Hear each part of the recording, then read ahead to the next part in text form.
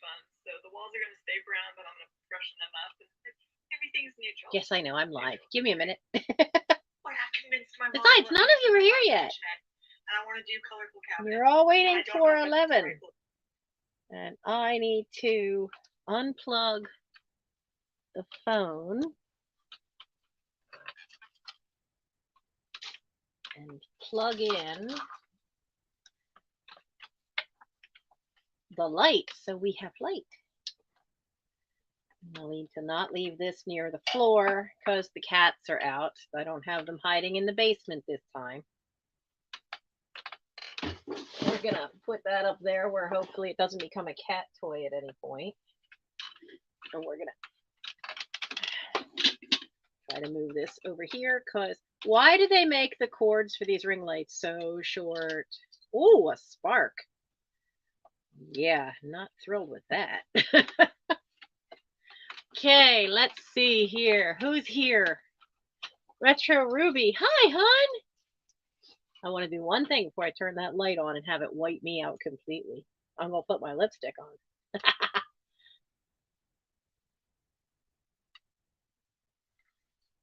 Unlike the work with me's, I do try to dress up for you guys. Hi, Linda Barnum. How are you? Oof, bright light. Bright light. No! Look into the light. No. Makes me go blind. Wonder if we could tilt that down a little bit so it doesn't well, nothing's going to stop it from reflecting in my glasses. Bonnie. Hi, Bonnie. Oh, and you're crafting. Ooh. Bonnie, are you here for the miniatures? I have not gotten out to get myself a box of tissues, so I've got poor man tissues here. I just realized my glasses are full of dust. Uh-oh, what did I touch? No, close that. I really got to get new glasses. We need to turn the volume down on this one. And I need to go into my own channel. I always think I'm set up and then I go, ah, whoops. Oh, maybe. Fair enough. Fair enough. No. Volume's got to go down even further than that. No, where's my live chat? Oh, chat filter all messages. It's weird. It does it on the old phone, but it doesn't always do it on that phone. It's very strange. Oh, you do have a Victorian dollhouse. Cool. I don't know if my mother's was meant to be Victorian. I know my dollhouse that was never put together is still in the box, still out on the side, the enclosed side porch, was supposed to be a Queen Anne, you know, with all the fun, you know, trim work and stuff. It looks so much nicer without my glasses, but I can't really tell because all I see is blurry. I think the hair looks good tonight, though.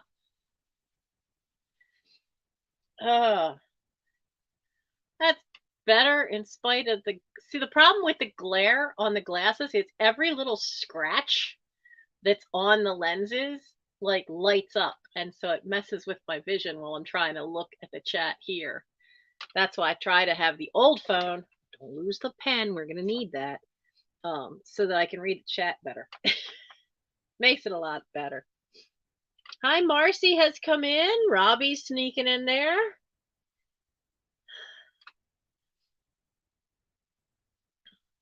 So we have 11 people here. Oh, I should thumbs up my...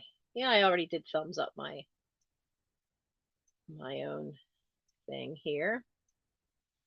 So everybody's starting to come in now.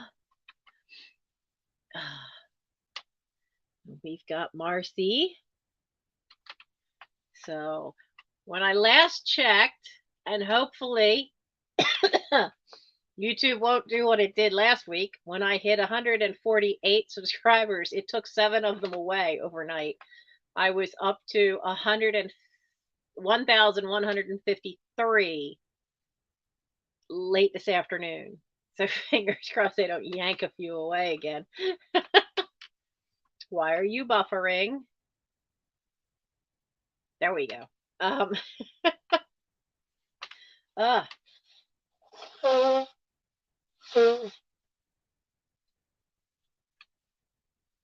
Sorry, I realized only 10 minutes ago when my back went pins and needles on me that it was like, you idiot, you ate, but you didn't take any meds, you didn't take your allergy medicine, you didn't take your back medicine. Oops. One of those kind of things. So I have a lot of really unusual little things tonight. They're all just odd little things. Gritty Grit. Hello, hon. How are you? You've had a busy day? Yeah, I can understand that. I definitely. There's Nora. I'm doing okay. My nose is running because I forgot to take my allergy medicine. So we have a lot of little stuff. I have most of the furniture from the Dollhouse that's left. I decided to give you guys a crack at the A price furniture first before I put that onto eBay. If you saw the last video in the series of tidying up the Dollhouse, you know that there is all that filigree set that needs repair because there's a couple of little tiny white metal filigree pieces, and I haven't made up my mind if they're coming here or not yet. I mean, I do have to think about the fact that I need to get that roof repaired. So stuff I sell, a lot of it, I have to save some for taxes, but that's where the bulk of it's going. But trying to find prices on that stuff, depending on what the piece is, the prices are all over the place. And some of them were kind of like, wow. Really surprising considering, but some of them listed as white wire wicker or white wicker, and it's not wicker, it's wire, it's metal, so it's very different. It's very different. Belinda, hi darling, I have missed you too. And I do still have all your stuff from all that time ago that Mike had put in a box and then put other boxes on top of it. He was trying to help when I got injured, so you're stalking Marcy or stalking Marcy? Mind you, I can't say I haven't because there have been days where I've managed to like be at a lot of different sales and be in the chat, and Marcy and I would just keep running into each other.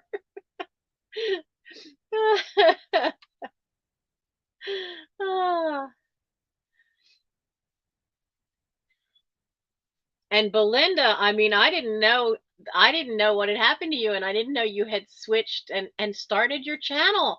I was so happy that you did that because now we can see all the fun things you've done. And oh, I can't do it on here. No, I don't want to block anybody. Get away from that. Can I do it on here?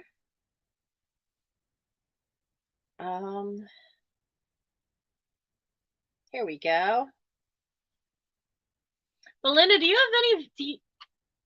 I know I subscribe to you, and you've been on other people's channels to sell. Have you done any videos on your own channel yet?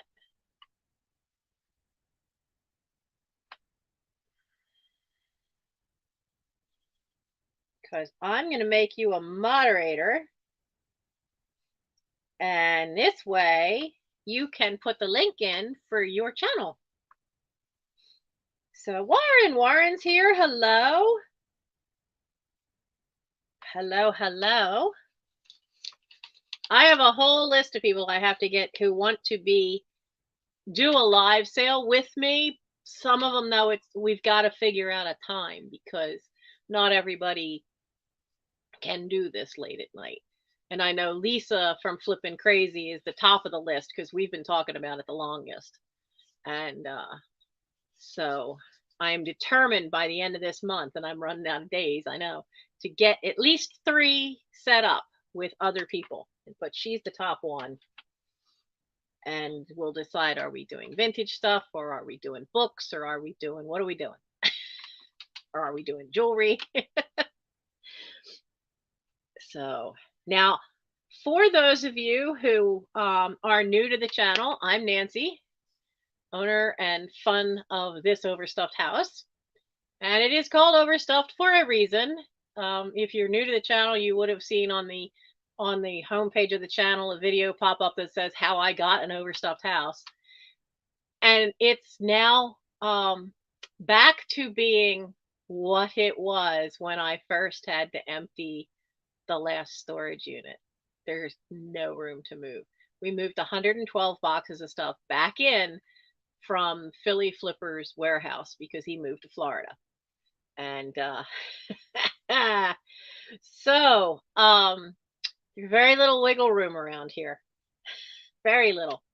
And this has been a busy week. I've had things, a lot of paperwork to catch up on Scouts. My brother's birthday was Valentine's Day, and then that night he got sick. I also have been trying to find enough stuff because I have not only this sale, I finally found yesterday the box of books I've been looking for that we took out of the playroom before moving everything into the house, that was to do that book drop sale. So finally have all the books I need for that. And I also have to still film the Trusty Huckster Mercantile. Patrick has a great channel. Patrick has been organizing just about every month a shop hop, where it's a whole bunch of different vendors, different resellers, YouTube channels, basically, that there'll be a schedule, and I put it up on my community page. I've put it up on my Instagram. I'll put it up again. I'll try to repost it again this weekend on Saturday. But it's the most ambitious one he's ever done because it starts at like 3 o'clock and goes, I think, until 10 that night. But there's a lot of us. I think there's 13 or 14 of us.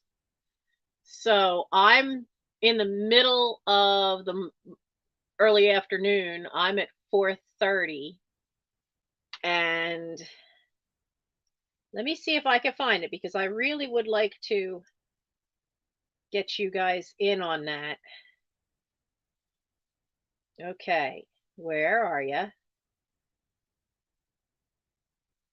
Oh, why did it not show up? Did it show up as a highlight? No. Well, where'd you go? I know I shared it on Instagram. At least I thought I had. Well, I'll make sure I do, and I'll get it right this time. Okay, but I know where to find it. I will go to, because every time there's a shop hop, he starts a chat for us all on Instagram so that we can all. So part 1, it starts at 3 p.m. with Carolina Princess Sweet Treats and Pretties. 3:30 is Picasso Cat. 4 o'clock, these are all Eastern times, is 4 o'clock is Standard Part of Living. Then at 4:30 is me. This is on Sunday. 5 o'clock is Vintage and Vino. 5:30 is Halen Vintage. 6 o'clock is Mimi's Treasure Cottage. 6:30 is Vintage Uprising Texas. 7 o'clock is Vintage Vinny. 7:30 is The Thrill of the Thrift. 8 o'clock is Scott, my neighbor up in Philadelphia. That's the Old Curiosity Shop. 8:30 is Patrick himself, Trusty Huckster Mercantile. 9 p.m. is Antique Agenda. 9:30 p.m. is Tigers, Timeless Treasures. 10 p.m. is Vintagerous, and 10:30 p.m. is Thrifting Adventures. That's a huge amount of people. This is like the biggest shop hop he's ever done, and they're all done as a drop sale. So so what we do is that you always mention the person coming next, and in your video's description you tag all the channels. so that you can send people on to all the channel after you, and that if they go back to see one, then it's in the description that they can link to each of the channels and go find all the ones for today. It is a very long hop. It really is. It's the biggest one he's ever done. Certainly it's the most people. And it's just looks like such a great group of people to have. So I wanted to make sure that you guys all knew about it. And I will figure out why it didn't show up on my Instagram there. Oh, look, other Nancy is here. Hi, hon. Nancy Smith has joined us. Dad's Vintage Garage from Virginia. Hello. I haven't been to Virginia in years. It was a fun vacation. So that's the rundown on that, as to where all the stuff that I'm trying to get done. Meanwhile, I've also still got the juvenile delinquents running around.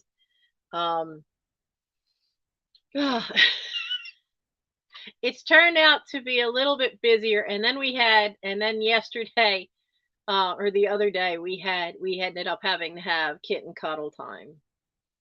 One, because I put my back out lifting that box, but another because Arwen got hurt. I think she's not very cuddly. Like, she doesn't like to be picked up and cuddled that way. But if you're laying down, she'll sometimes lay on your hip, or, curl up next to you. But she was not happy. Her brothers made an Arwen sandwich and squished her, and it was the two biggest brothers. Gimli is very protective of her and of Frodo, I guess because they were the tiniest two of the litter. Because Frodo is the one I got first, and I had to bottle feed him the first 16 hours I had him, and I continued to supplement him nursing from his mom with bottles because he was so tiny. I mean, he looked like a kitten that was weeks younger, like 2 weeks younger than his siblings, because he was so small. He's now caught up with them, and now her and Elrond's the one that looks like a Siamese. They're both the two smaller ones. Aragorn is a bit of a twit. There's no better way to say it. It's always something with him. But he gets too rough. He gets very rammy, and he tries to play with Arwen as if she's Gimli or Frodo, who's now bigger than Arwen or Elrond. And he gets too rough. And he got too rough with her, had her by the throat, and before I could even get to him, she let out this cry, and I hear the thudding thunder down the steps of Gimli, and he shoots past me as I'm just entering the kitchen from the hallway, and he just goes to just leap. I mean, he definitely, that last jump, he covered about 3 feet of space in the air. And he was going to pounce, because that's what he'll do. If somebody's being too rough with the other two, he will leap at them. Elrond has learned very quickly, don't be so rough with Arwen or Gimli will land on you. Aragorn, it just, that lesson has not gotten all the way up to the brain cells. So he grabbed her, and because he had her by the throat, and then he rolled, so she's now partly on top, and here comes Gimli, who weighs almost as much as my 10-year-old cat and is certainly not that much smaller than the doctor, landed full body on top of her, who is now on top of Aragorn. And I think poor thing just got the wind completely knocked out of her, because she just kind of, Aragorn let go of her, and she just kind of fell off of him and just laid there looking up at the ceiling, and I just grabbed her, and so we ended up having cuddle time for her, because she didn't leave my side for hours. If I left the room, she followed. She's never like that. She just had to be, like white on rice. I need my mom. But everybody's okay now. Now they're tearing around the house. Right now it seems kind of quiet, so I'm hoping. Who's up there? I just saw movement. Okay, so Gimli's gone to lay down on his box up on top of the pile. Um, I don't hear running around anymore because I just put dry food down for them. They don't like this. The only thing we could get from the store was this stuff called Sport Mix cat food. Never heard of it before, but it's what was there because everything else other than the stuff that cost $40 and $50 a bag for the big bags was gone. Um, I'd been given a gift card to something called Pet Company, which apparently is a franchise in my area, and they're very similar to Petco, but the cupboard was pretty bare for dry food. And it's the same thing at the supermarket. It's the same thing at Petco, and it's just it, and PetSmart. I don't know what it is. For a while there, it was the canned cat food. Now it seems to be the big bags, like the 16-pound bags of dry food. There's just not on the shelves. So when you're feeding this many of them, that's important. So, Iris, hello. So let's see who else has come in here, and then we'll get this sale going. Belinda, I figured that you were bad at remembering to ask people to sub to you. I'm getting used to that myself. Now I'm almost 3 years into this, and I'm just now remembering to go, if you like what you see, by all means, like and subscribe. Oh, the toys have helped immensely. The toys, Nora and who was the other one? Christy, who sent toys. Those toys have helped immensely. Now they've already destroyed some. You know those little furry mice that have feathers for tails? With 5 kittens, those don't last very long. So they only get one at a time. And the first thing to go are the feathers off the tails. Oh, yeah, everybody's having cat food problems. It's just crazy. And I know, like, there's a really, I don't remember the name of it because we only bought it once and I went never again. There's a really cheap one at Aldi's for dry cat food, and I can't use it because whatever's in it, Elrond, we found as he's gotten bigger, has a bit of a picky stomach. And the really cheaper stuff, his stomach can't tolerate the dry food. It can't tolerate the real cheap wet stuff either. So we stuck with Friskies and Purina for wet food. And and Friskies and Purina. And Purina 1 has been great because if I can get that, he's happier because he can eat that and he starts putting on a little weight, but he won't eat as much of the other, and that's why he's still so thin because he has issues keeping some of it down. He's the only one though that really, I don't know the brand name of the one that was at Aldi's that was so bad because 3 out of the 5 kittens just couldn't keep it down. Even the outdoor cats had issues with it. One of them, and I don't know which one, whether it was Rory or Shadow, but one of them had trouble keeping it down. So it's like at that point, it's useless. So I never got that one again. Wow, you were a cat nanny for a family to put a special door in to keep their cats apart. Well, I've seen people do that if they are rehabbing cats, especially if they're rehabbing cats from outside, where they'll put a special door in.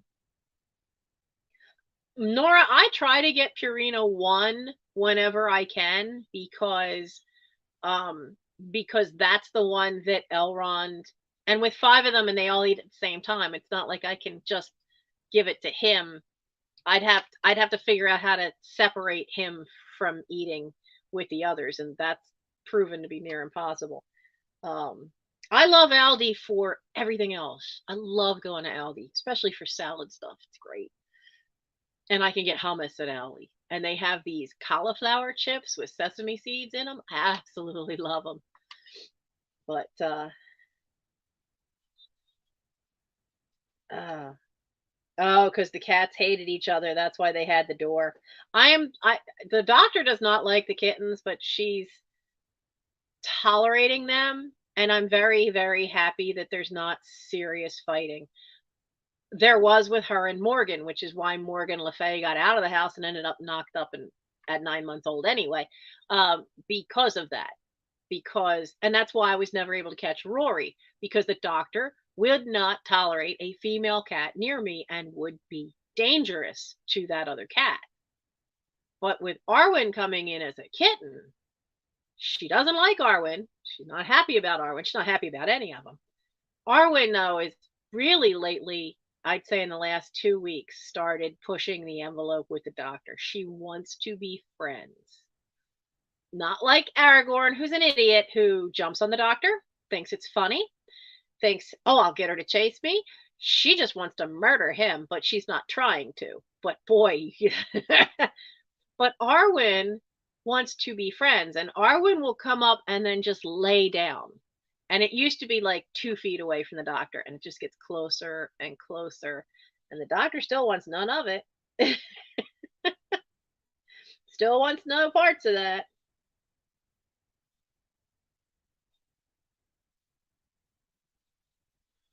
Thank you, Nancy, for adding your thumbs up. Lils51, or Lillis, that's an I in there. So need to get new glasses. These bifocals aren't working as well. I know a lot of people, I think, are thinking of making their own chicken feet. Jennifer, hello, hon. So let's see if I can stand that up. And let's see about getting this started. Speaking of being a cat nanny, I have a nanny. This was in the dollhouse. Is that whiting it out too much? I think that's whiting it out too much. Let's take that down a notch. There we go. I don't know her height. That's all. She's made of resin. Now, what gets me with resin, okay, so she's 5.5 inches tall, but and that cute little baby that she's in, and she's got the typical, pinafore over the dress. But it really is a cute little thing. And so I cleaned her, got the dust all off of her. She cleaned up beautifully. She is, where's my numbers? Where I won't drop them. She is going to be $4 and is number 52. $4, number 52 for the little nanny with the baby. But she is resin, and I've noticed something is like she's early resin because we've had her forever. The early, is it just my imagination, or was the early resin a lot heavier than what the current resin stuff is? It seems to me like the current resin stuff is a little bit lighter. So that's our nanny doll.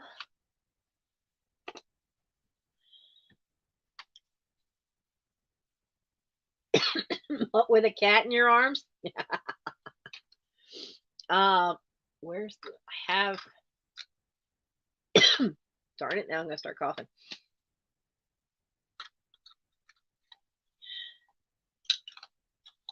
What? Iris.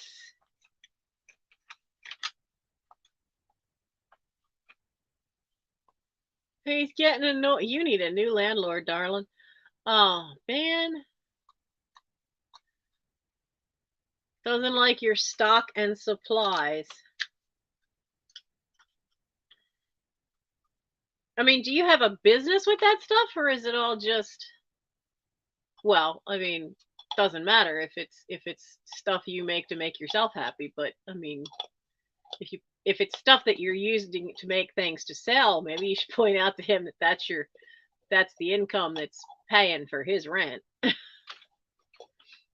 Some landlords get on my nerves. I'm so thankful that I got the house the old-fashioned way and I inherited it. Oh, Yeah, see, I mean, if it's your business, like my sister does not get any of this. She's just, I have a couple friends too that you should just get a dumpster. You know, I'm like, you realize, especially now with the spine, how am I supposed to work retail now when I can't lift very well? Or it goes out and then I'm out for a couple of days and I need to lay flat or I need to rest in the middle of, I can't do 8 straight hours most days. The closer it gets to when I need the trigger point injections, the window of opportunity when I don't need to rest it by laying flat for an hour gets smaller and smaller. You know, I'm not due for injections till end of March now. End of March, beginning of April. But by the time we get to mid-March, I could tell you right now that I'll be doing 2, maybe 3 hours of work and laying flat for an hour. And so retail work for me, other than doing it from home like this, is out. So, oh, clean up or else. Oh. And I'm sure you probably have it like organized, and I hate people like that.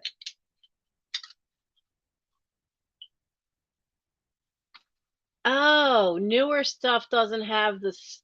Yeah, because the old stuff would have like a marble dust in it, which is what I think gave it the weight. But the older stuff doesn't chip as easy as the newer. So, Iris, hon, I am so sorry to hear that.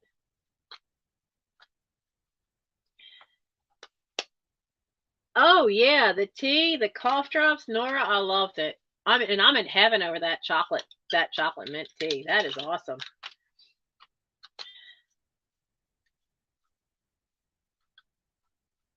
Organized chaos? Well, yeah. You know where everything's at. But I do know, like, here the problem is there's some rooms where everything's in bags or there's loose stuff on the pile and they just see it as mess. And it's like, no, I see it as the fact that this and this are going in Patrick's sale. This needs to go into a box of half-finished projects so I get that finished so that it can be put into the Christmas box for Christmas in July. This is the Barbie doll I found out is worth $90. Want to see her? I know it's supposed to be a sale and not a chat, but I'm going to show you this. This is a special collector's edition Barbie, but she's a ballerina and she's from A Midsummer Night's Dream. There we go. Isn't she adorable? But I've had her and I thought, you know, Mom got me a couple of Barbie dolls and I've sold some of them off. And then one of the boxes we unpacked, this was in there. And I thought, you know what? She's just going to live in a box with me. She's gorgeous. She's a fairy. But better that she go to a Barbie collector that's going to display her, or at least display her sitting out in the box. So we'll, you know, we all got to work on our stuff. Yeah, they see hoard and mess, and I see unorganized chaos. Yeah, I get that same thing here. Luckily, though, none of them are landlords. They can't do anything about it. Who remembers tuckaway cups? These little travel cups. Now, this is one from, I think, the 70s. This is actually tuckaway cups made in the USA. And then there's some other print that is too tiny to read. But they always have this little design. Now, this is one of the 70s ones. You know how I could tell is the type of plastic. This is not the old styrene hard plastic of the 50s. I have one of those. They're worth more. This is more, not quite the PVC vinyl, but it's definitely the newer, harder plastic. And they just push up and then drop down. Now, while looking these up, right, the lids always have this little thing, and there's number 1 through 12. Okay, I never, oh, I dropped the lid. Foo. Uh-oh. Where'd you go? Ah, you're under the chair. Come here, poster. Ah, come back. Come back. You're never going to see me be as polished at this as Misty is. Not till I have an office space. So I never knew that this center part, these come out. This is supposed to be like a pill container. That's what the all the stuff says that I'm finding on the internet. I never knew that opened. You know, I never knew. Now this one, I mean, the other reason you tell it's a little newer is this does not fit as tight. And it's just, also they didn't have these really bright colors. This is like a hot pink. So some of them, like there are some they did like seahorse pattern on the lid, and I was dumbfounded that some of them, depending on the pattern on the lid, and if they're the styrene plastic from the 50s, they're like $15. Sold comps. I was real surprised at that. Now this one, there is a little bit of gilding you can see on the pattern, but it's worn at spots, probably from bouncing around in the drawer that I found it in the kitchen.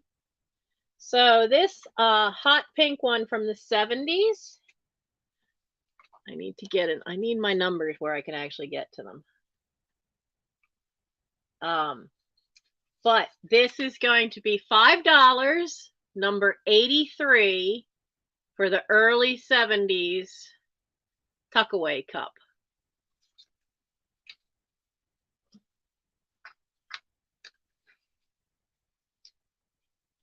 Stay. Okay. Now, do I have this on I don't have this set on the list. Let's do one of the things of Dollhouse furniture. This is a clock and I don't know what that, well, we'll just call it a cabinet. Now, this is not any special maker. The size is really weird, the scale.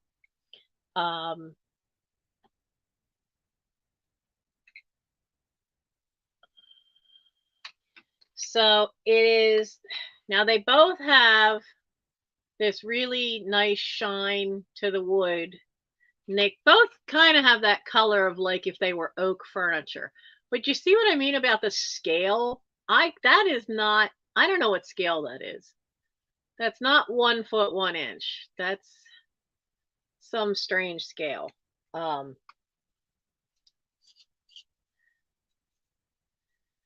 So the clock is 3.5 inches tall. And then the cabinet, which I did glue the leg back on, so you can see, which leg is it? It's this one. You can see where a little piece of the wood is missing right there, but I glued the leg back on. None of these drawers move. So this one is 3 and almost, not quite 4 inches here. 3 3/4 inches tall. So hello, Grounded Tarot. So if you wanted to use these as an assemblage, or I mean, you could make, if you just put something in there, you could make some little Christmas scene in there or something. But like I said, they're an odd size. So they are just $4 for the clock and the cabinet. They're not, yeah, like 1 in 24. Like, I don't really know how to tell the scales, but I mean, that is an odd scale and not what I'm familiar with. So, but they're $4 for the two of them, and they are number 65. $4 for the both of them, number 65.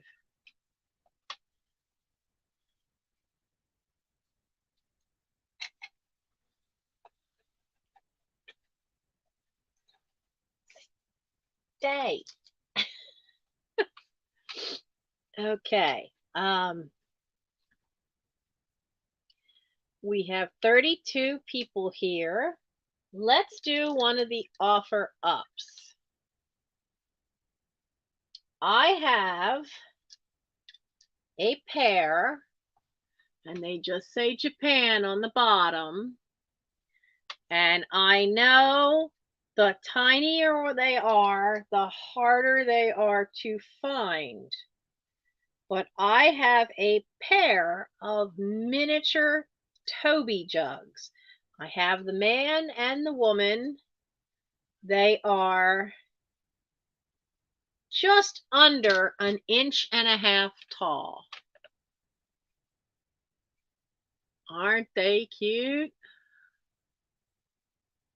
Absolutely adorable. So these are an offer up. These are going to start at 8. Oh, this will be fun. How do I do this?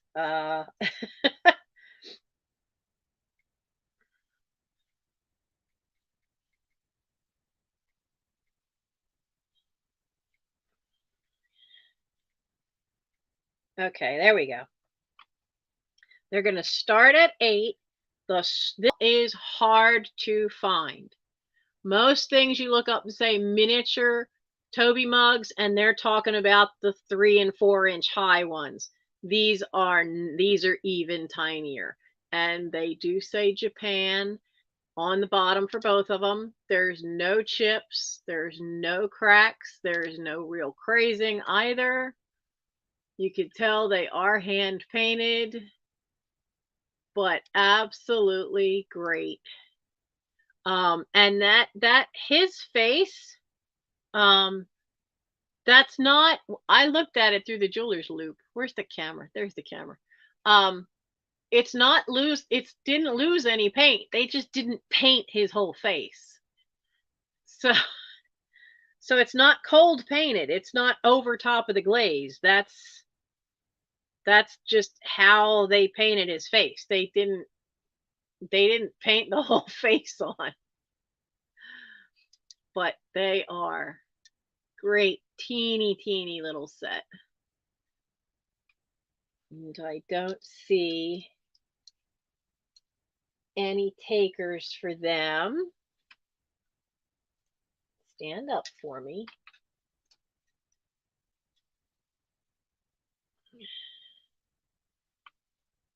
Okay.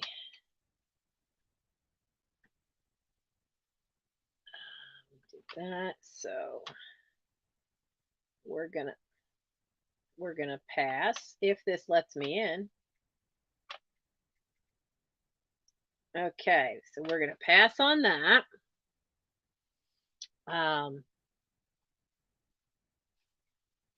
What else do we have? Oh, this is I don't know how many of you do scrapbooking or paper crafts. This is sometimes they call it a hole punch or confetti maker. It makes this butterfly pattern.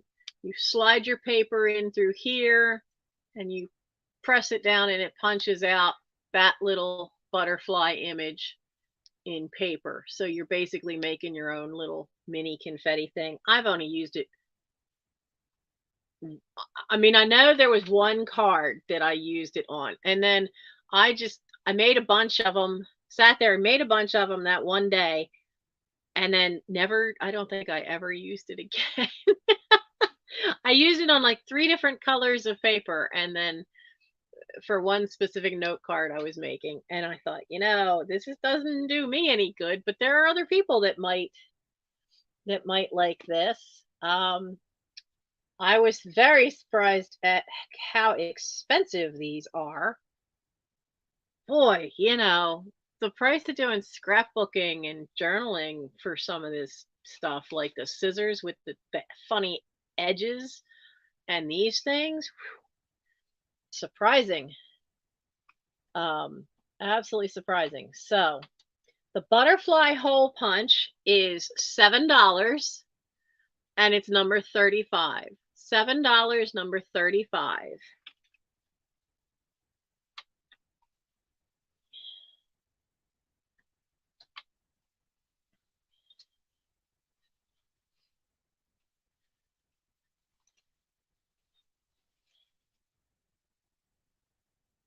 Now, for those who do assemblages, this was in the top, that funny tower part of the dollhouse. It's two different kinds of rakes. And they're pretty long. They're 5 inches long. So, I mean, this one's more of the kind of rake you would use raking up stones to get them out of the dirt. And then this one is a leaf rake. But the leaf rake, you can see where there's some little bit of damage there on the back. Though I guess you could put a little silver paint over it or glue leaves, little teeny leaves across it. But this neat little set, or if you wanted, you could hang them as ornaments on your Christmas tree for a gardener. You know, put a little sprigs of ivy right there, you know, or holly. You might make some neat ornaments out of them. So for the two little rakes, it is $2. $2, number 56 for the two little rakes. Like I said, we're gonna clear house on a lot of this little small stuff. Where's the other fun one? What do we got here? Yeah, it would be good for fairy gardens. Now this says, a little sticker says made in Taiwan, and it has a little clip on the back.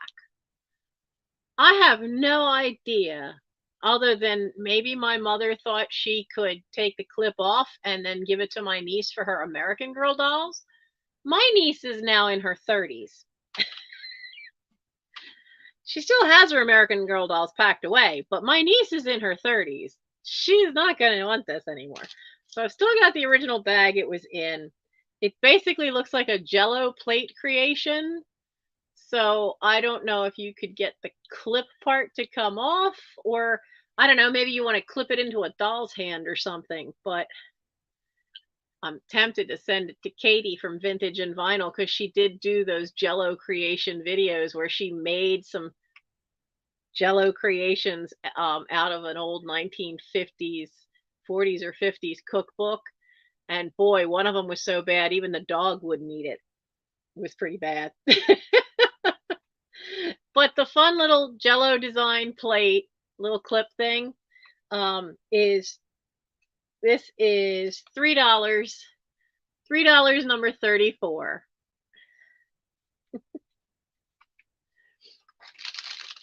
Okay.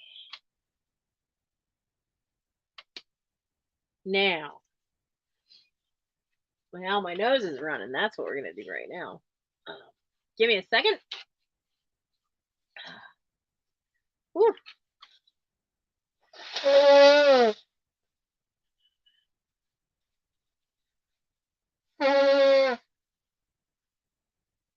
Sorry, I sound like a goose, but that's because I once stopped a softball with my face. broke. There's a piece here that goes all the way up, but somewhere up in here it's broken. So whenever I blow my nose, it vibrates. So it makes all kinds of noise.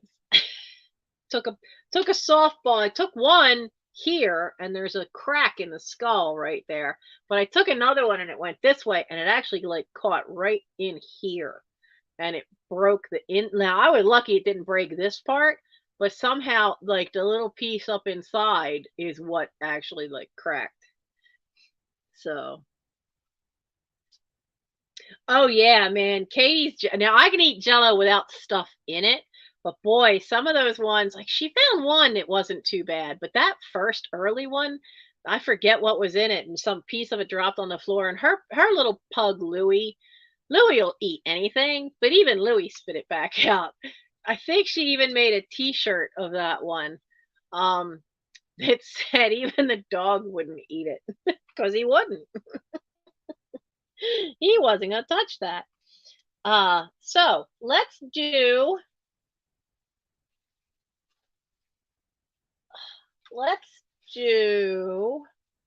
another offer. I have some tiny miniatures here. Now this is all mini nautical stuff. Let me put this in.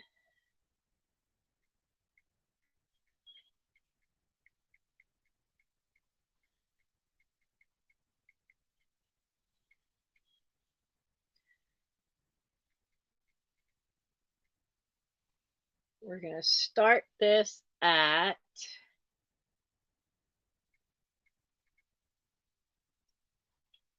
we're going to start these at 7. It's a small lot of 4. Now these were bought a long while ago. They are Island Crafts and Miniatures. They're all still, I mean, honestly, I could say they're new old stock because they're all still in their original things. This one, they're all nautical. This one is a teeny little cannon. This one would make a neat little statue because it's the sailor, it's the captain at the keel. They're at the wheel of the ship. The next one, the mini naughty stuff. Now this one, the scale is a little big. Actually, if you did these in a dollhouse, this would actually be the scale for the person in the dollhouse. This is the sextant used for charting the stars so you could figure out where you were. And then the last one, because the others would all be like things to decorate. Now this one, it has a little flat dot in there so that it should stand up. But this one, oh, stop swinging yourself. Look, I'm showing it to you backwards. This one is the sailing ship. It's a bright silver, so it's the light's reflecting on that. There we go. But that's a 3-masted schooner. So if you do any kind of miniature work, that's kind of cool to have the 3 really, like these would be decorations, these 3 for on the bookcase in a dollhouse, whereas this one, like I said, would be the sextant sitting on the table that would be the accurate size for if someone in the dollhouse was actually using it.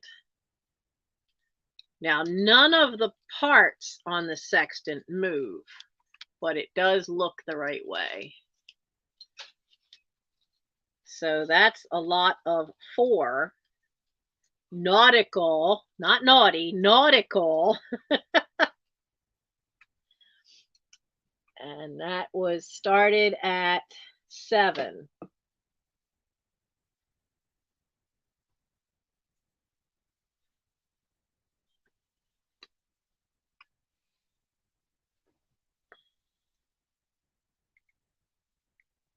And I don't see anyone coming in for that one.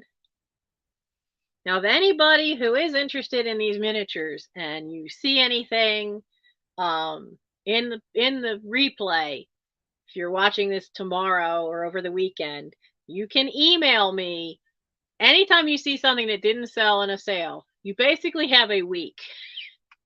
You have a week to email me and it's probably still here. But after that, I can't guarantee that something would still be here. Sometimes it is, sometimes it's not. I need to get better at some of it ending up on eBay or Etsy after a sale, but usually you have a week after the sale has been live to email me about getting something.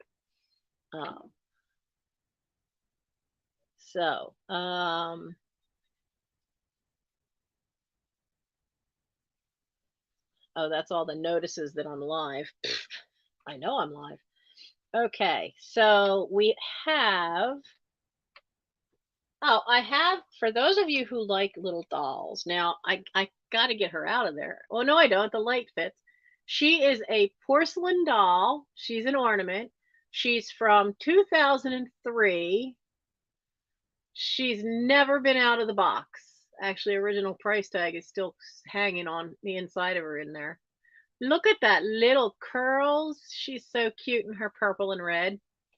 My mom used to get little people, usually female, figures for as ornaments for her daughters, for her two daughter-in-laws and for my sister and I for years.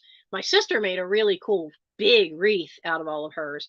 My mom got me this because as a kid, I constantly in my coloring books would put red and purple together because I thought it looked good. And honestly, I mean, that'd be the only way you'd get me to wear red.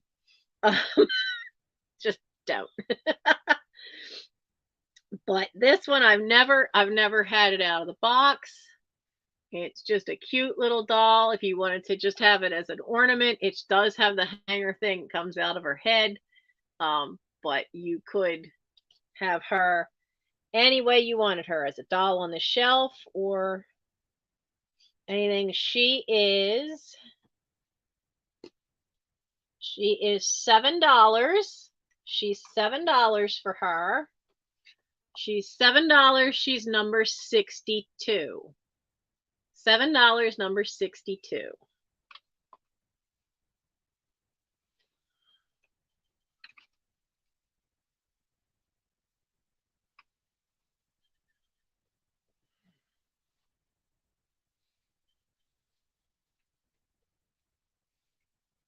Now, what else we got here? Let's do, hello, Dawn. Let's do the two books. Maybe people would like to see some books. So I have a book on Yosemite, and it has 30 color plates. I love the images they do have in here. The book itself is Panorama Books, made by Doubleday and Company. Come on. Printed in Germany. Okay, but where's your date?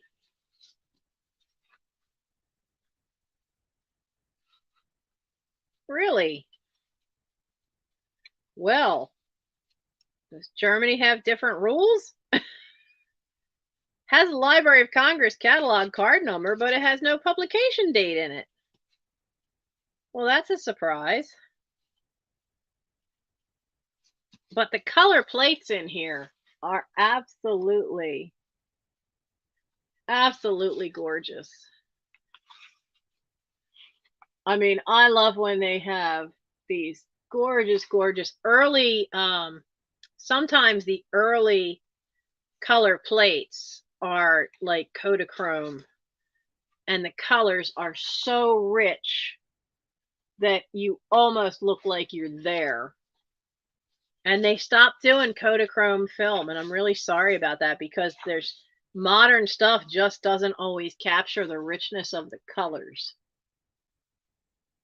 I mean, look at that. Look at this. This almost looks like you're looking out the window at the clouds. The color saturation is just gorgeous. So I like this one. I like the contrast on the trail. The contrast on the trail of the sunlight and the shadow from the giant redwoods is just gorgeous. Where's another really stunning picture? I think this one's great too. So the Yosemite book is all of $3 for this wonderful book on the Yosemite Valley. It's just a short, thin little thing.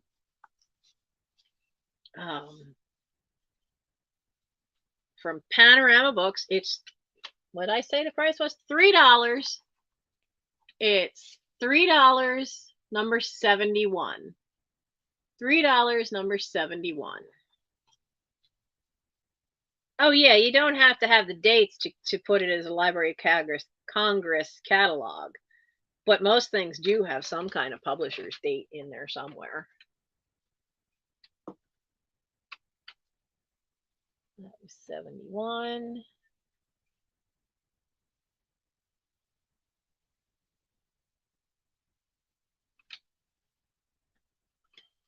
Now, the other book I have has some issues to the dust jacket.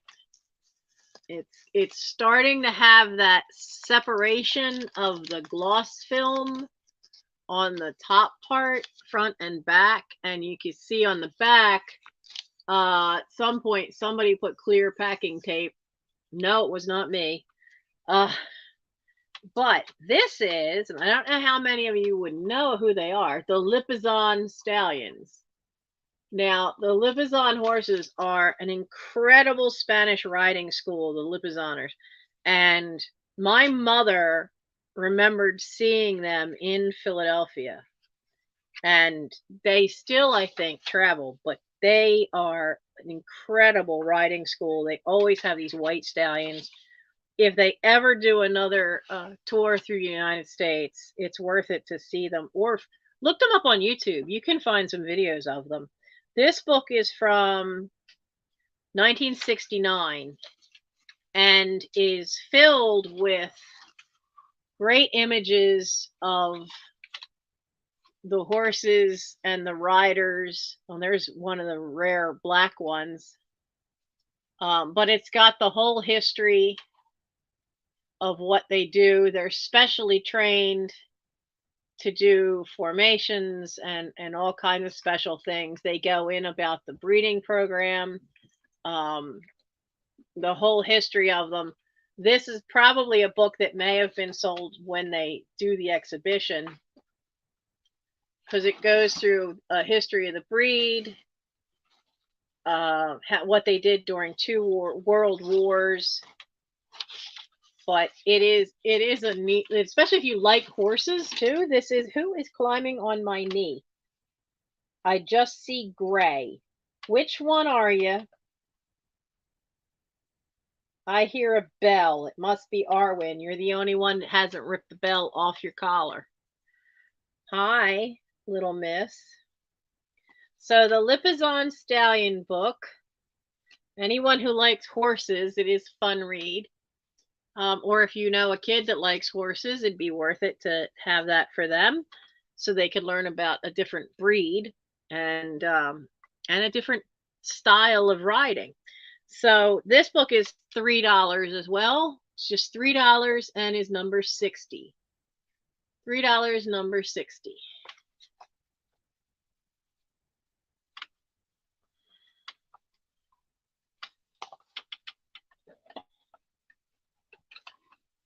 What are you doing?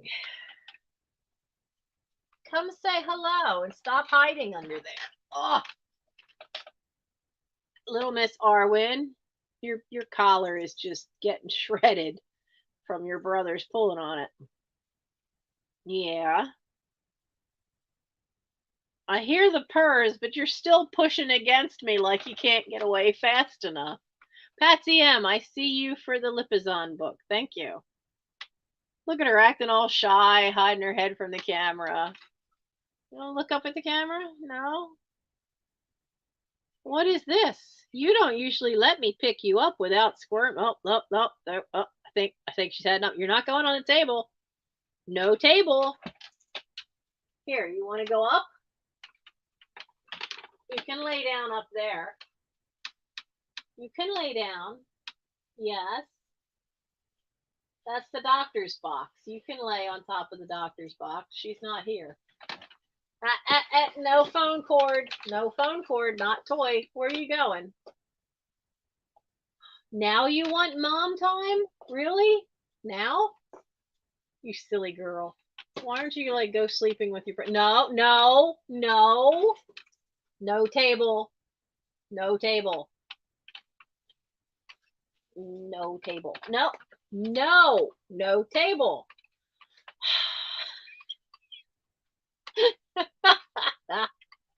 Okay, Patsy M for the horse book. Stay. Lay down. No. What'd I just tell you? Lay down. Go lay down.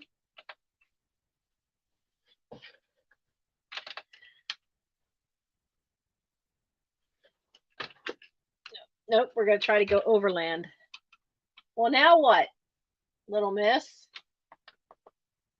Come on.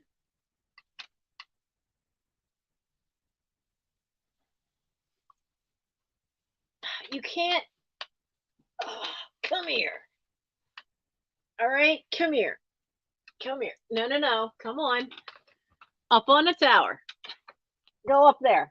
Stay up there. No, stay. No, stay up there. Stay. You are not. You are not knocking all this 1930s dollhouse furniture onto the floor. Not happening. What are you? Stop. She's not usually like this. What is it? Because everybody's asleep and you don't know what to do? Why aren't you in Michael's room sleeping in with him?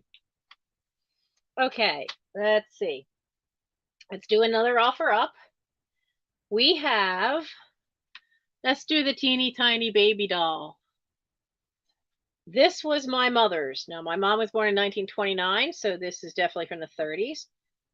I can't say for sure it was made in Germany. A lot of these miniature, really tiny dolls were, but it is teeny, teeny, teeny, teeny. Look at how tiny she is.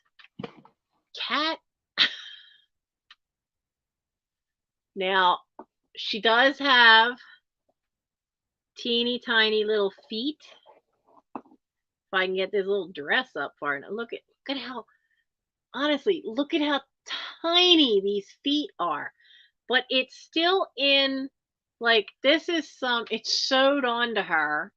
It is some little cotton dress with a hat that I'm assuming either my grandmother or my great grandmother stitched onto the thing.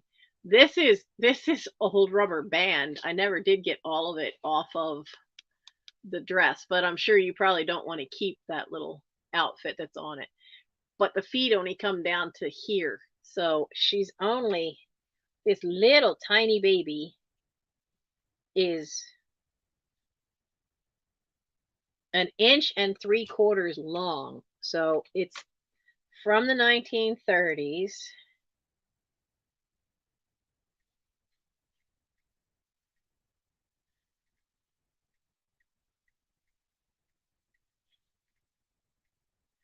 We're going to start this.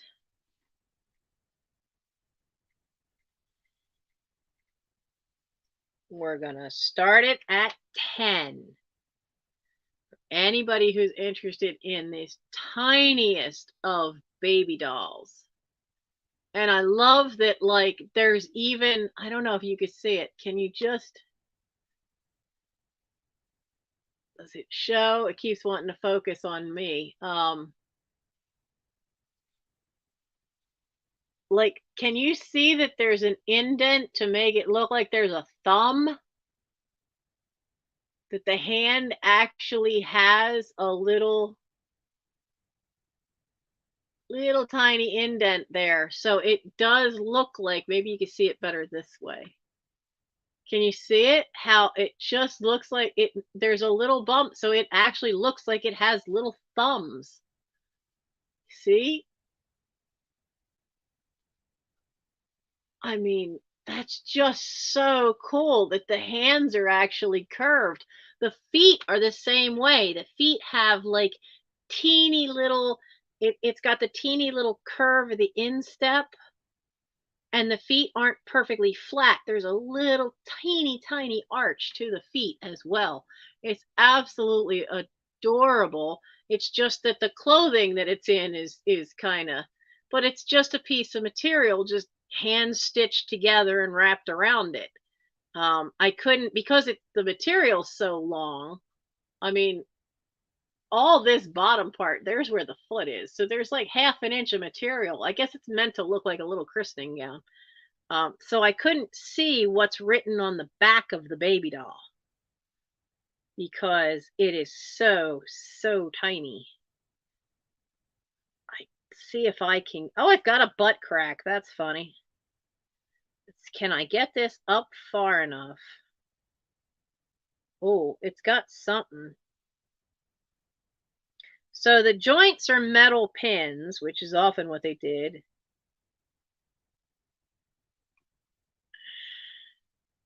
MANY. So yeah, I can just, I don't know. I think it's going to glare out.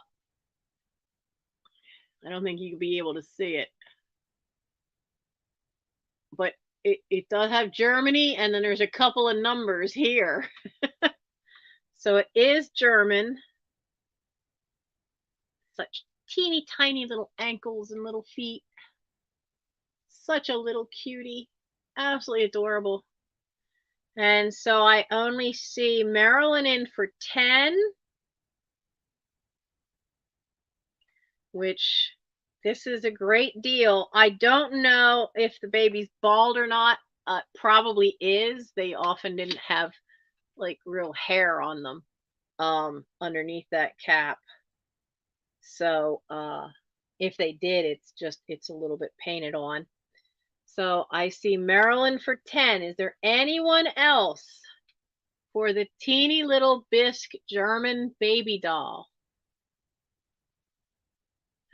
10, Marilyn, if you get it for 10, you are getting it for a steal.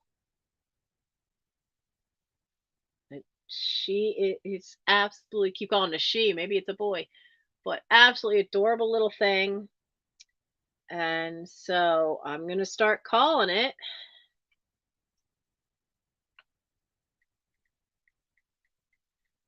So we have going once.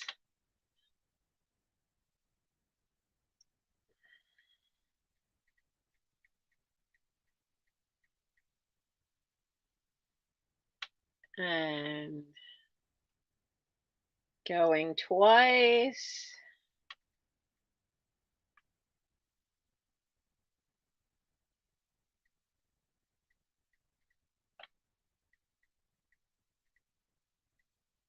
And sold to Marilyn. Okay, darling.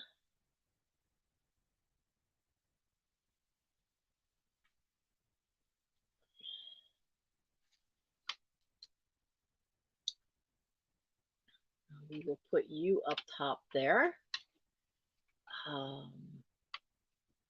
Let's see. What else do I have?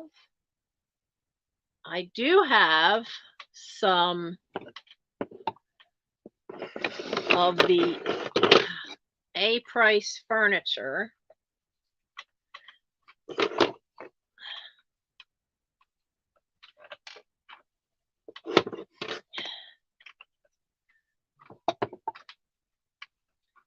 I have a set that is a matching set that is the sofa, a chair, and a stool.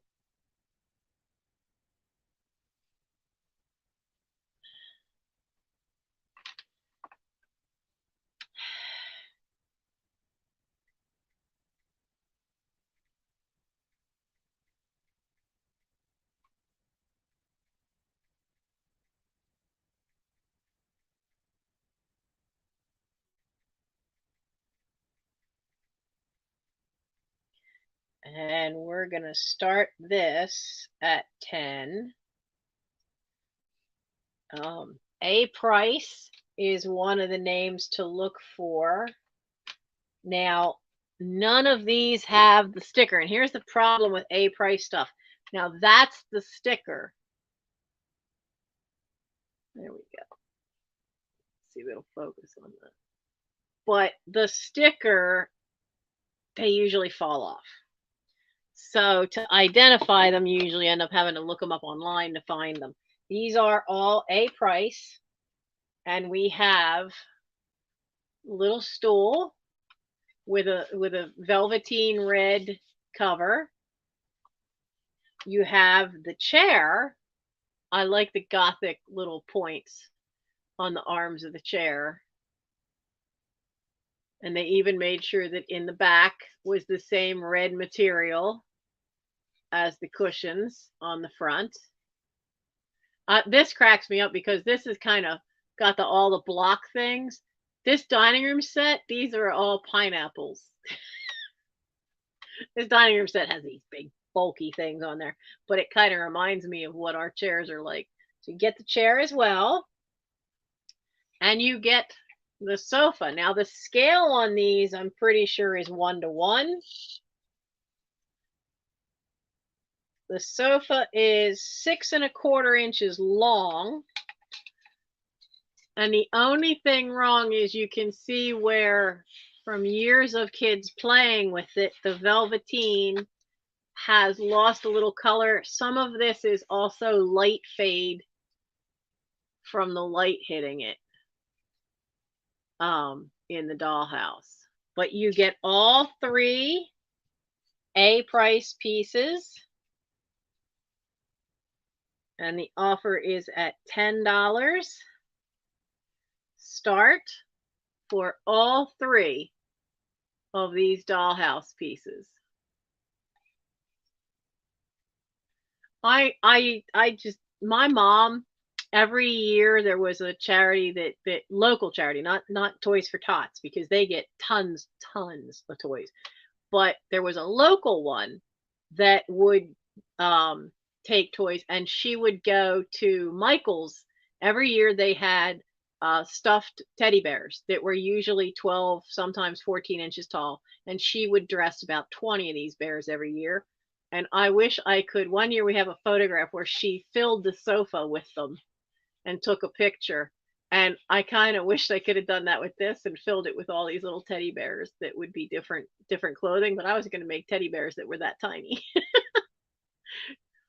But it would have been a fun thing to do in the dollhouse for her. So I see no takers for this. So I will slide that back into the drawer.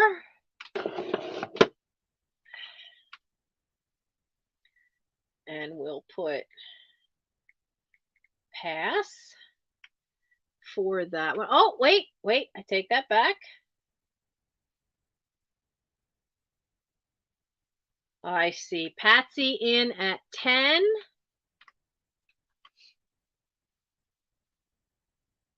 And is there anybody else who wants to be in for this?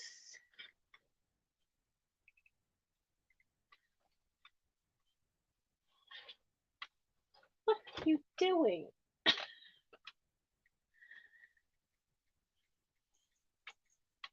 So we're going to start calling it.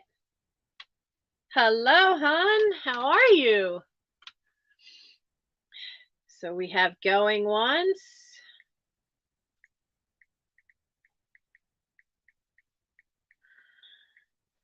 Going twice for the little sofa set for the dollhouse, the A price set, and sold. Once it pops up, waiting for the lag. Lag's not too bad tonight. Okay, so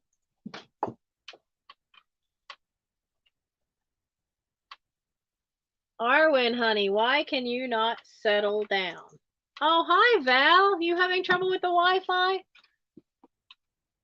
Kitten, pick a spot and lay down. She's been passing behind me a couple of times here. I had trouble not with the Wi-Fi, but with my phone. There was an outage for Metro in Los Angeles. There was one in Dallas. There was one in the Philadelphia area, all at the same time. So for about 14 hours, I could not get or make any phone calls. And that was Tuesday night. Tuesday night it was. Yeah, she wants on the table, and they all know, no table not allowed. We're still working on that with Frodo, because Frodo is a real problem about not wanting on a table, and he tries anyway. So let's see. We have some other little smalls.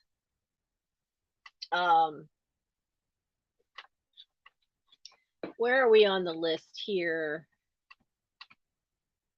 of what I had written down. We did we did that. We did. Okay, we have this little weird cat. I could not find the maker. It's made of porcelain. I did find other animals that are made similarly, in that the painting on the faces look very similar. Matter of fact, I found a mom and child skunk set just tonight on eBay. But it is a tiny little porcelain cat. And all of them that I did find, the faces are very primitive. And see that little face is just, there's no pupils in those eyes. It's just two blue dots. So they're very small, and I don't know what company made them, but they all are very simple like that. They're all porcelain. They're all glazed. This is 1.5 inches long because of how far out the tail sticks, and it's 3/4 of an inch high. There's no chips to it, no cracks no crazing to the glaze. I would think those ears would be trouble, but there's no problems with the ears. They're very pointy. But it is a fun, cute little tiny thing. And it is, I just lost it on my list. Wait, that's not my numbers. Where's my numbers? What I have? Oh, porcelain weird cat. Yeah, because of the eyes. But apparently it is a company that makes them, but somebody's making them. There's a couple different cat ones. There's a dog one I found. I found the skunks. I found squirrel, what were supposed to be squirrels. Really not sure about that. But they all look the same in the face, so I'm pretty sure that they all were the same maker. So this little thing is $4. $4, number 73.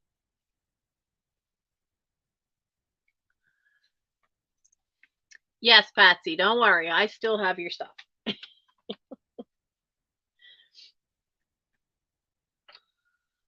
Oh, and this is for Val. Thank you, Val. We'll put that up there with the baby, and we'll put this number up here so we don't reuse it. Oh, let's do, what do we want to do next? Did I do it? No, I didn't do everything on the list yet. I only got the list partway written out. I have, and if you saw the Dollhouse videos, you know that I gave a lot of the furniture to the First State Mini Club that took the Dollhouse. But there's a couple pieces like the apron, but there were a few that were just didn't get cleaned in time. This is one of them. It's a really, really nice music stand. It is 3 inches, just barely 3 inches tall.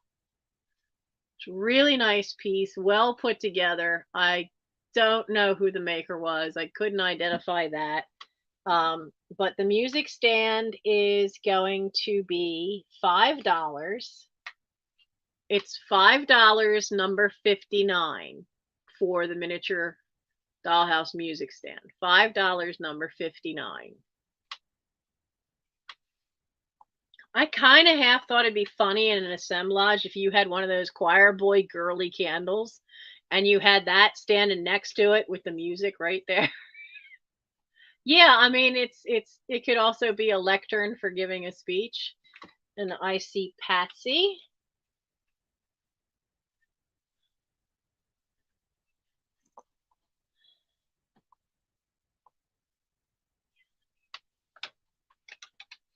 Thank you very much. Now, let's do, we did the 2 books. Let's do the 1 DVD set. I didn't look this up, but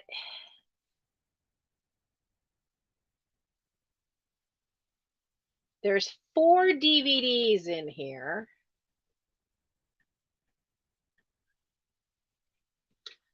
And it has how many of his movies? Okay, let's see. It has Cheney Vase, Sorcerer's Apprentice, Blackmail, Champagne, Easy Virtue, Farmer's Wife, Jamaica Inn, Juno and the Paycock, Lady Vanishes, The Lodger. I remember seeing that one. The Man Who Knew Too Much, the Manx Man. That's a silent from 1926. I never knew he did a silent movie. That's news to me. I never knew that one. Number 17, Rich and Strange, The Ring, Sabotage, Secret Agent, The Skin Game, 39 Steps, Young and Innocent. Most of these, oh, The Lodger is silent as well. So most of these, looking at the dates, are from the 1920s and 1930s until you get to the very first 2 I mentioned, and they're from Alfred Hitchcock Presents, because they are 2 that he actually directed himself. The rest are from, well, there's another silent one, Easy Virtue. The rest are ones from the 20s and the 30s. I think of those early ones, the most famous one that people know are The Man Who Knew Too Much with Peter Lorre in it and The 39 Steps. You have 20 movie classics, and there's 4. The only thing wrong is this is a metal tin, and there's a little ding right there.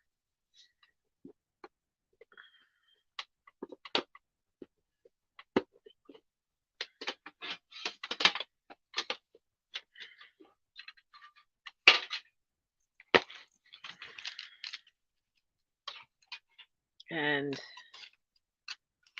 so,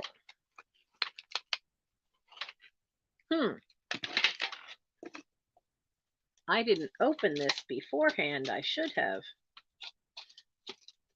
I should have opened you beforehand to make sure you have all 4 discs here. We have 2, 4, 3, and 1. There we go. So we do have all 4 discs. Just wanted to make sure. But it's in that neat tin. You have all 4. Hello, Denise. Denise's Magical Emporium. Hello and welcome. That's such a cool name. Do you actually have a channel? Well, look now, they don't want to go back into the little clips. Go under your little clips. There we go. All fit in nicely.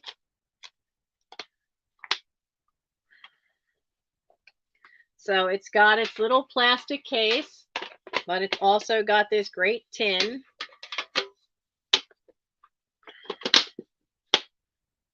So the Hitchcock DVD set in the tin is $10. $10, number 78. $10, number 78.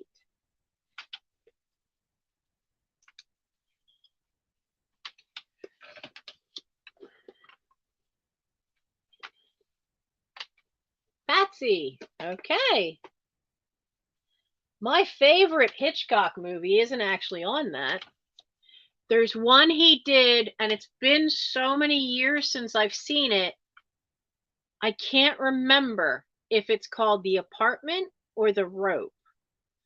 But it's 2 guys in an apartment, and it's amazing because it was all done in almost all one take. The camera moves around with them. So it's amazingly done. And it's been decades since I've seen it. So I can't remember the name. And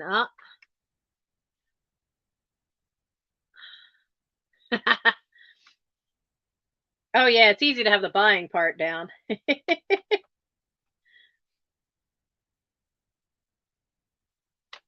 Well, everybody's got to have a beginning. Gimli, honey, are you okay?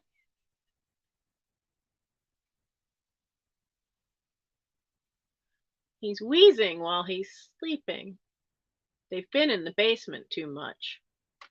Gary has been, anytime Gary wants to get food, he rattles the basement door handle and they think it's playtime because they like to play down there because there's room to run. But if they're down there too much, we've had rain and so it's damp, and so I think that the dust, and if there's any mold from dampness right now because of the heavy rain we've had today, I'm wondering if it's affecting his breathing. I don't want cats with asthma. He doesn't usually make that funny little noise. So, okay, let's see. Let's do, we did them already. Let's do another little one-off miniature. This wire work filigree stuff is, I was really surprised when I looked up the white wire work, but I didn't look up the gold. But the amount of craftsmanship to do this is just amazing. This is a little chair, little dollhouse chair. It is not quite, just a hair below 3 inches tall. Look at that. That is all wire work. Even, and I don't know if you'll be able to see it, but even these, all of this, all the arms, all the legs is wrapped this way. It's all wrapped around. So it's amazing wire work on this thing. But every little piece is wire, and the only thing that is not having another wire wrapped around it this way is this little piece here is a single wire, and then around the edge of the chair is a single wire. But all the legs, the arms, that's a piece of wire, and then there's a thinner wire wrapped tightly all the way around it. And then these are twisted. And then this is teeny little loops. It's amazing. It is, yeah, wire wrapped. Thank you. I mean, it's a stunner. It's an absolute stunner. And it's the only one. So I am not gonna worry about trying to put this up on eBay, which I know I could, but I'm going to give you guys a shot at this one. And I'm basically gonna let you steal it. So for the gold chair, it is $8 for the gold chair, and it is number 28. I mean, the craftsmanship on this is stunning. $8, number 28. I love this one. I kind of like this better than the white because they've had to put some kind of coating on everything, so you can't see the fine detail work like you can on this one. That's amazing. Oh, and I see Patsy. Patsy is in for that one as well. Patsy's here for her miniatures. let's do another oddball. So I because I wanted to just go ahead and make this thing all these little smalls, because I had a bunch that were starting to collect up of just vintage or just odd old things that were small. So this is a creamer spoon. And I don't know how many of you would even know what this is. So a creamer spoon, back in the day when you got your milk delivered as bottles on your doorstep, they didn't take, not like today where they take a lot of the cream out of the milk. So you would have a special little spoon that would go, you would dip it down into the top of the bottle of milk to pull the cream off yourself. Now it has a patent date on here. It says September 2nd, 1924, and then says March 3rd, 1925. Now I think that looks like you could make that the head of a swan if you wanted to. But look at that's the spoon. And it actually says creamer. It says cream top on the top of the spoon. Cream top. Now I don't know what kind of metal it is. I don't believe it was, if it was silver, it was silver plated, and if not anymore, it's definitely showing its age. But it is the coolest little thing. Yeah, there was a couple when I was a little kid that my mom, when she could, would get milk from there, and I swear it tasted different than what we get in the stores now because they've taken so much out of it. But it's just an odd little thing, and I thought, I wonder if somebody would want that. It's 4 inches long. If you'd want that just as a curiosity thing on a curio shelf. So the creamer spoon is $3 for the little creamer spoon. $3, number 44.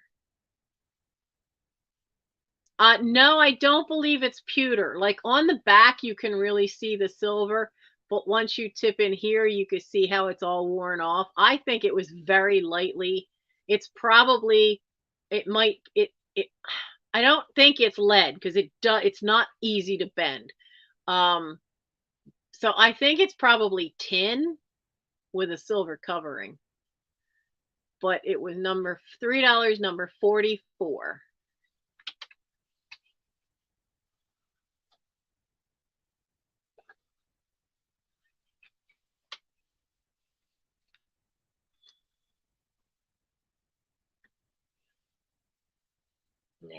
Now, my nose is running again.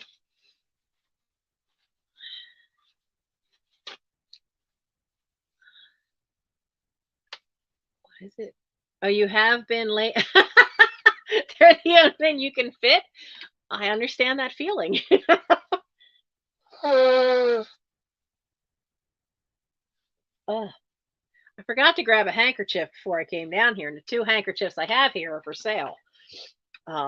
So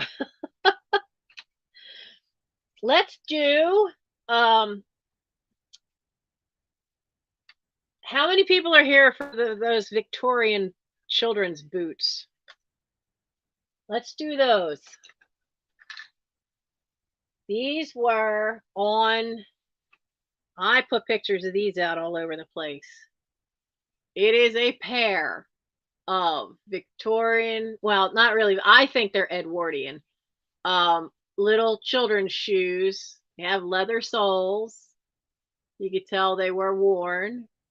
Now I cleaned them up a little bit. I did not polish them. They cleaned up really well considering. The leather is still pliable. It does have all of its buttons. Now this does have all of its buttons as well, but I left it open so you could see the inside. And when I cleaned them, I was laughing because I was wondering why the toes hadn't collapsed in, and then I'll show you why in a minute. Edwardian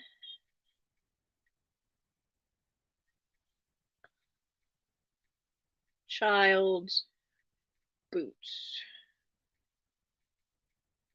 We're going to start you at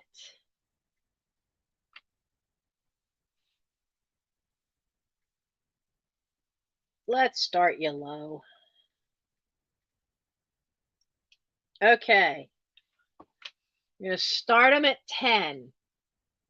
And then I'll tell you about these. Now, the reason that these have not crushed in is, and I didn't know it when I cleaned up the first one, but because this one's open,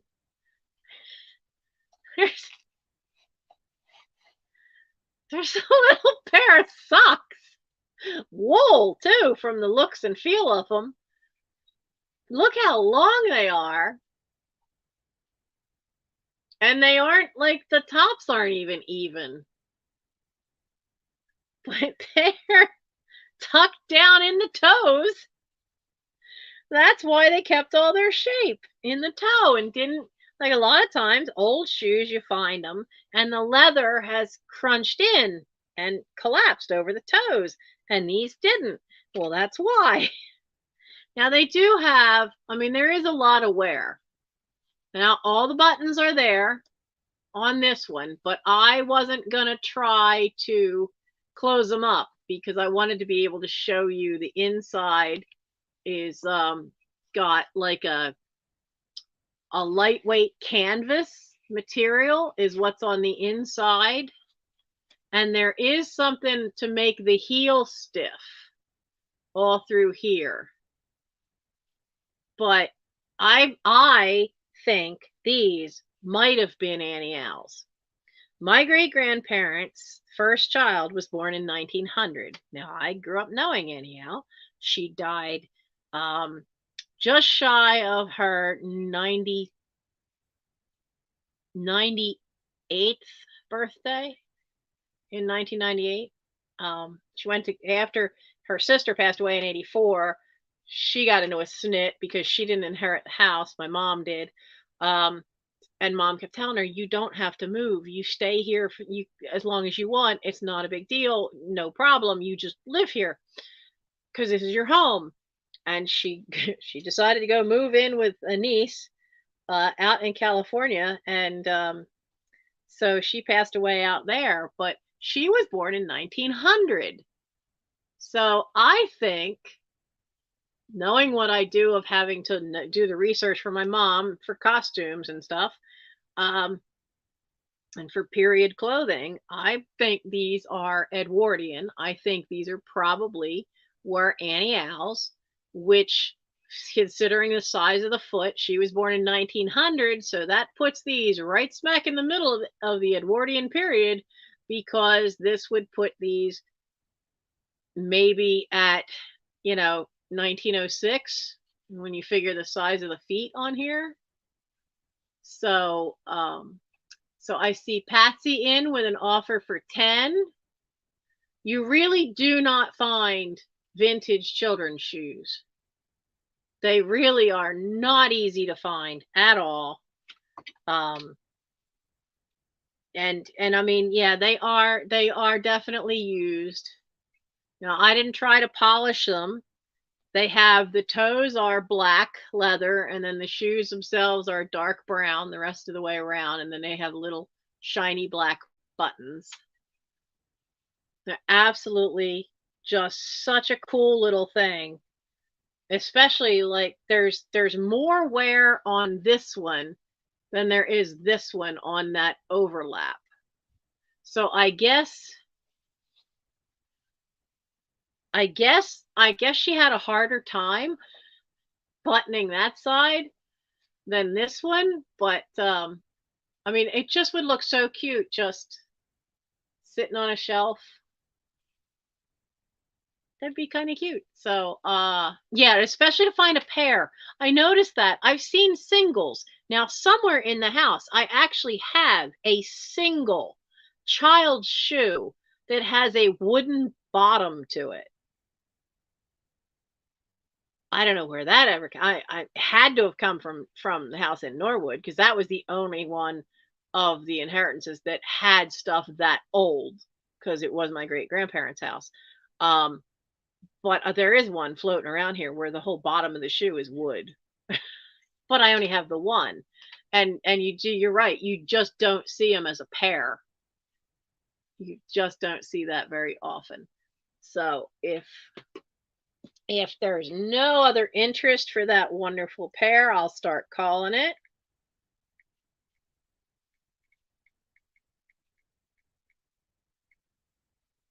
Because we have Patsy M in at 10. If anybody else wants to come in, now is your chance, your last chance, because I'm going to put in going twice.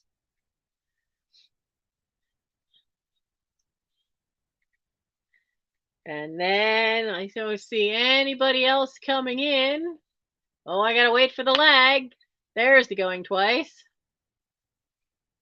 Well, Arwen finally settled down. She's laying down on a box asleep. And send. So there's our sold. Patsy M for 10.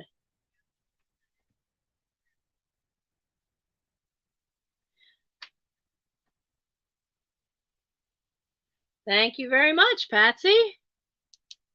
I'm glad those have found a home. Because I've had them for a long time and wondered what was I going to do with them. And then when I found them again, it was in a box of stuff that I had always meant to like display. And I'm like, I don't have anywhere to do that. And then I thought, I think I'll pass these on.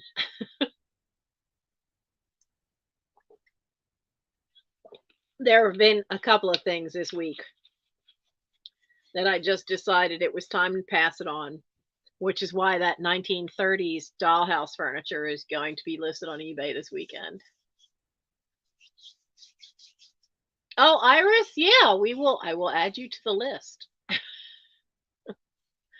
I will add you to my list. Now, that was that one. The Toby Jugs didn't have anybody. Let's do a couple other little quickies. Stand the phone back up. Now, these are miniature things that are single items. So we've got a fishing creel. If I can spell it right. And then we've got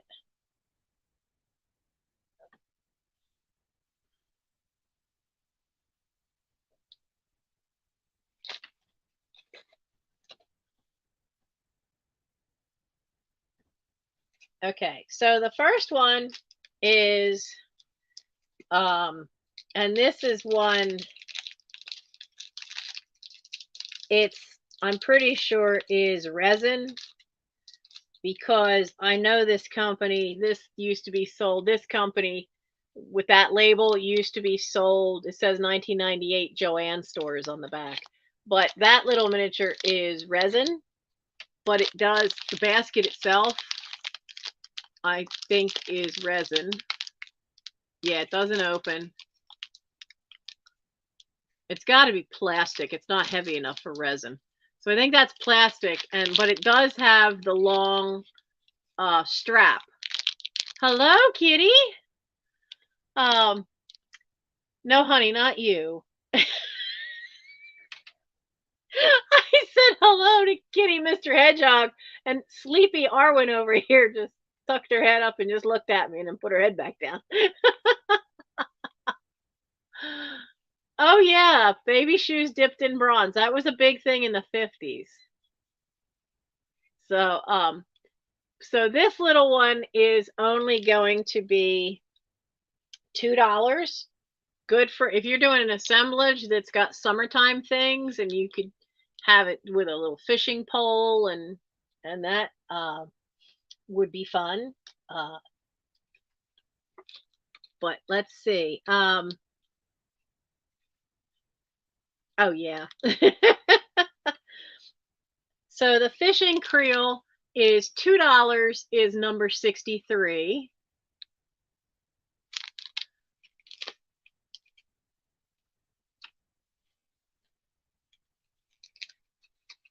What is it? Wait a minute. What is this about a...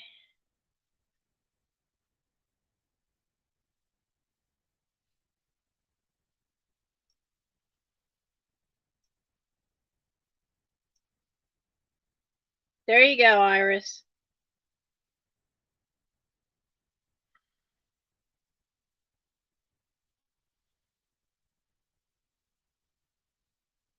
I've made you a moderator.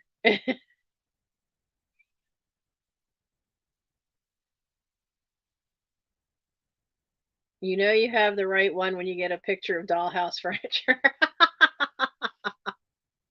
I can't wait. I want to go. First State Mini Club is going to have their miniature show right on Naaman's Road in Claymont, right off the I-95 highway in Delaware. And I'd have to check the postcard I got in the mail is out there. But they're doing it in March. And I haven't been able to go in a couple of years. I really want to go. Even if it's just to go and look at the stuff, it's just so fun. So yeah, if you're a mod, you can go to the channel just from tapping that person's thumbnail picture. You can go right to the channel, but as a mod, Iris, you can copy the link and you can drop live link. So if you want to, you can drop your link in there. I haven't had any mods in a long while because they've all gone on to bigger channels when I got hurt. And but yeah, if anybody else has if you want to look up some of the other people's channels and drop the links, that's quite all right.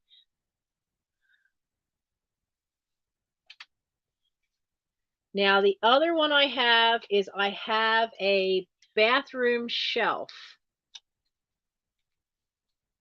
Now this is the one from AC Moore, but it was made by the Dollhouse shop from Tinley Park, Illinois.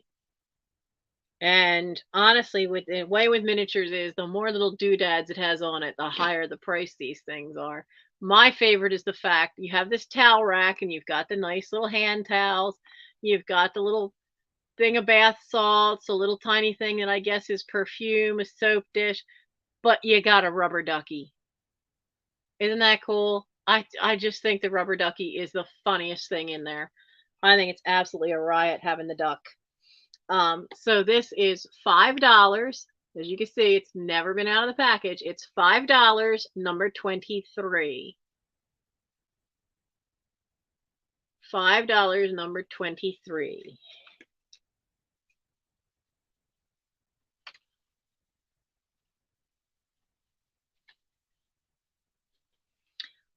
Iris, I don't know how she does it. Jennifer Hayes was in here earlier, and she does it for Johnny on Cajun Roots Reseller. And if you ever want to promote your channel, it's worth it to go over onto Cajun Roots Reseller in the mornings. And he does a show in the mornings just to help other channels promote themselves. It's a great way to help get your channel started and pick up subscribers. But Jennifer Hayes drops so many links and so quickly. It is, I don't know how she's magic. The woman is magic. I don't know how she manages to do it. She must have some kind of cheat sheet somewhere where she's just got them all listed. She does. She gets everybody's links and is so fast at it. I don't know what her secret is. She is the link queen. Absolutely the link queen.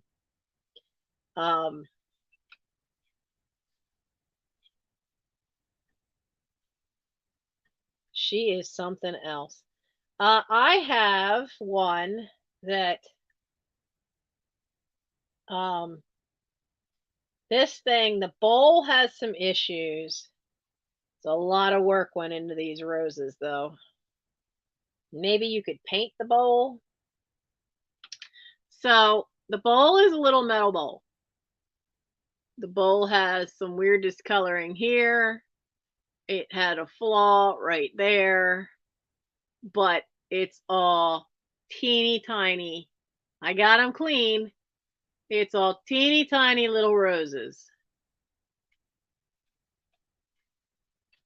So since the bowl has some discoloring, it is 1.25 inches high. And those roses, it's 1.5 inches wide. Those are all tiny little clay roses.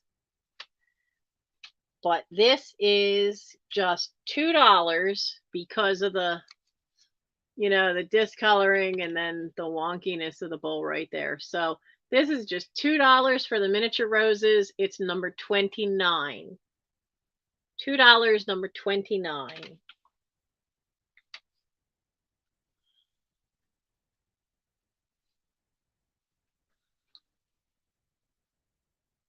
Yeah, I don't know if it was. Oh, Nora. Nora gets that one. Thank you, Nora. Put that number up there. Now, I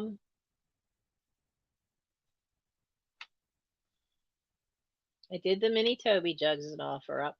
Let's do this lot of kitchen miniature stuff because this is a big lot of stuff.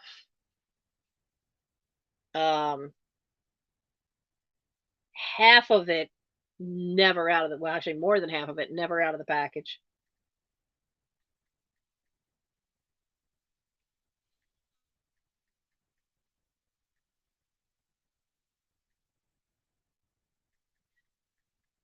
Miniature kitchen items.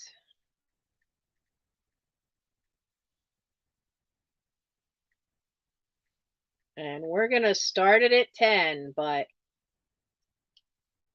that's kind of a steal. Now let's start with, we're going to start with the loose items that I showed in the video. These are all from the Dollhouse kitchen. There's a little basket. There's little boxes, Townhouse crackers, Comet Cups ice cream. I'll turn it that way. Comet Cups ice cream. There's a rolling pin. There's a little bottle of Coke. This little teeny Heinz thing was, it's the right scale, but this actually was out of a gumball machine a long time ago when I was a kid.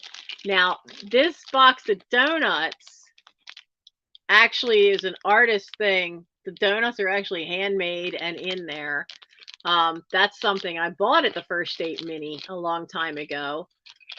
So you get all these little guys. Now that's just to start.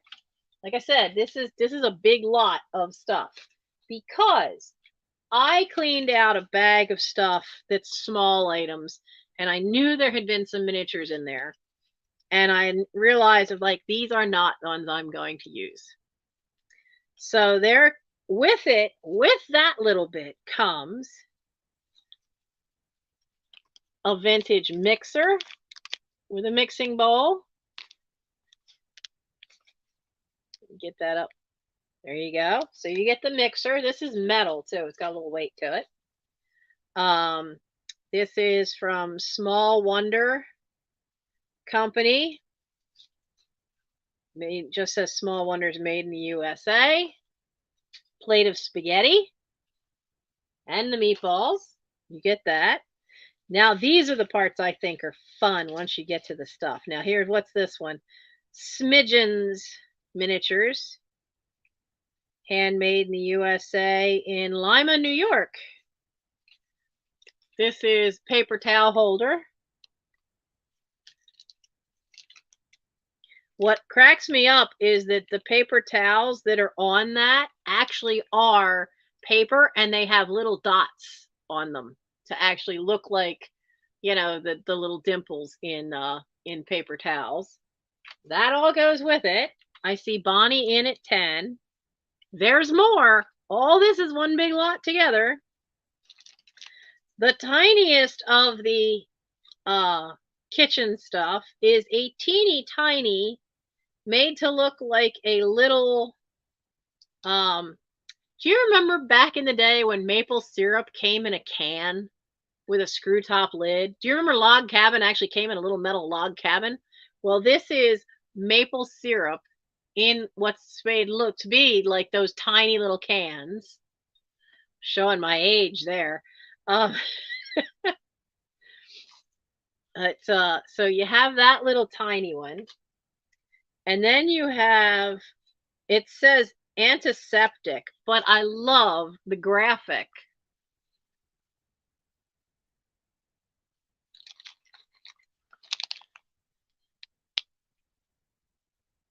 It's not going to show, but that's a box of antiseptic. And then you have Dixie Wonder liniment. So you have a box of liniment. Where are you? There we go. And not to be outdone with these little boxes, the backs are different. The backs have like all the instructions and stuff on them. And my favorite, this is a thing of flour, and it's got, you know, all this writing on the back, which if you look at it through something with really good magnifying, it actually has writing on the back. It's not just squiggly lines. This one just says miniatures made in the USA. But what cracks me up with this one is who it is. It's Snow White flour, and it has a tiny little fairy. Ugh, I love the teeny tiny little fairy. I almost kept this one. Almost. Because it had a fairy on it. So it is an amazing lot of stuff. I mean, just the meatballs was $5 in the store. So to start it at 10 is an absolute steal for all this stuff. And you figure that most of this stuff was bought in the 80s and 90s. So the prices are definitely a lot higher now.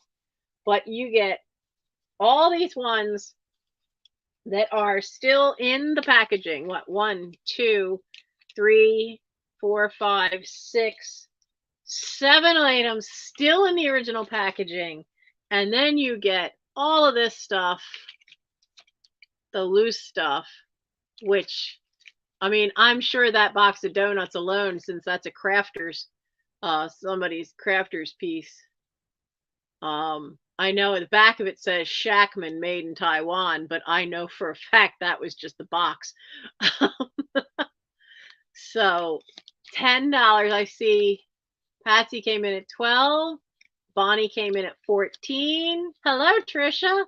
But that is a large lot of Dollhouse, all kitchen related items. And so we have Bonnie at 14. You get them all. I don't want to see them go to waste. They aren't going to fit in for any plans of crafts that I'm going to do. So if you, as cool as they are, like I said, the Snow White one was the only one I thought about keeping because it does have that tiny little fairy on it, and almost kept that to put on my curio shelf. Snow White flower, but definitely worth it if you do miniature work. You get all that fun stuff. I crack up over the mixer because we had an old white KitchenAid mixer for the longest time till finally the wiring went. My mother used to, because in home ec they taught you back in the 40s how to actually take your electronics apart, your mixers and stuff, and clean the motors and resolder the wires. My mom knew how to do all that from home ec class.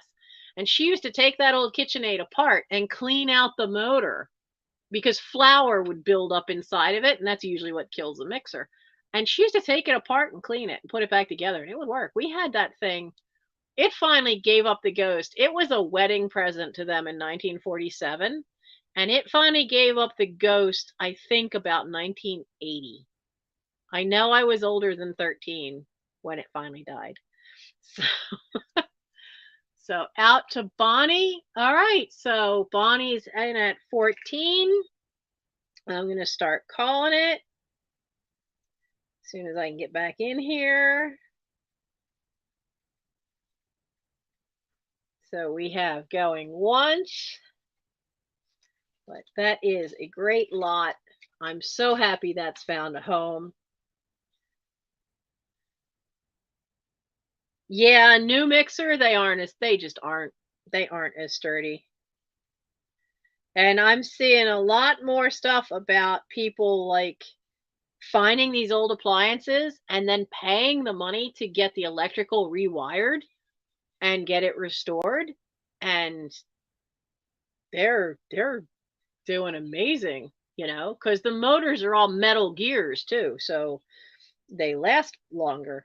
And I'm going to put sold in. So there we go. That is sold to Bonnie for 14. Bonnie, do I have your information?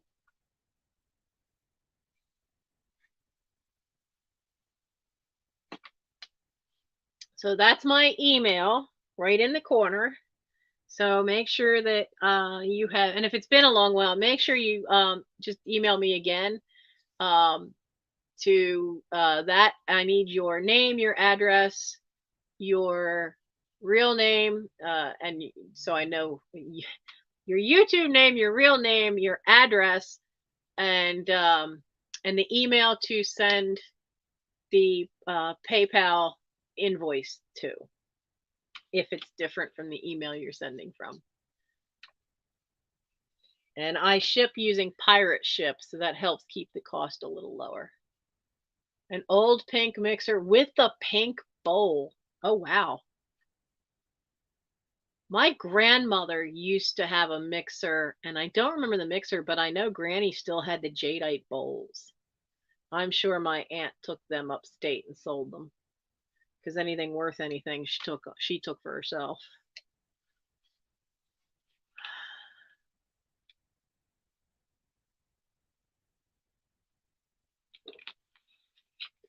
Iris, I just use PayPal for the invoicing. I use pirate ship for the shipping. But I'd still use PayPal. PayPal for invoicing still is the easiest way for me to go. Now, where are we at here? I still have stuff. Still have a lot of stuff. Well, not a lot. What do we got? We got these. We got those silly little things. Let's do the last miniature. I did not comp this. We're doing this as an offer up because I have no idea. This is a carpet. It is hand woven carpet at that. Okay, so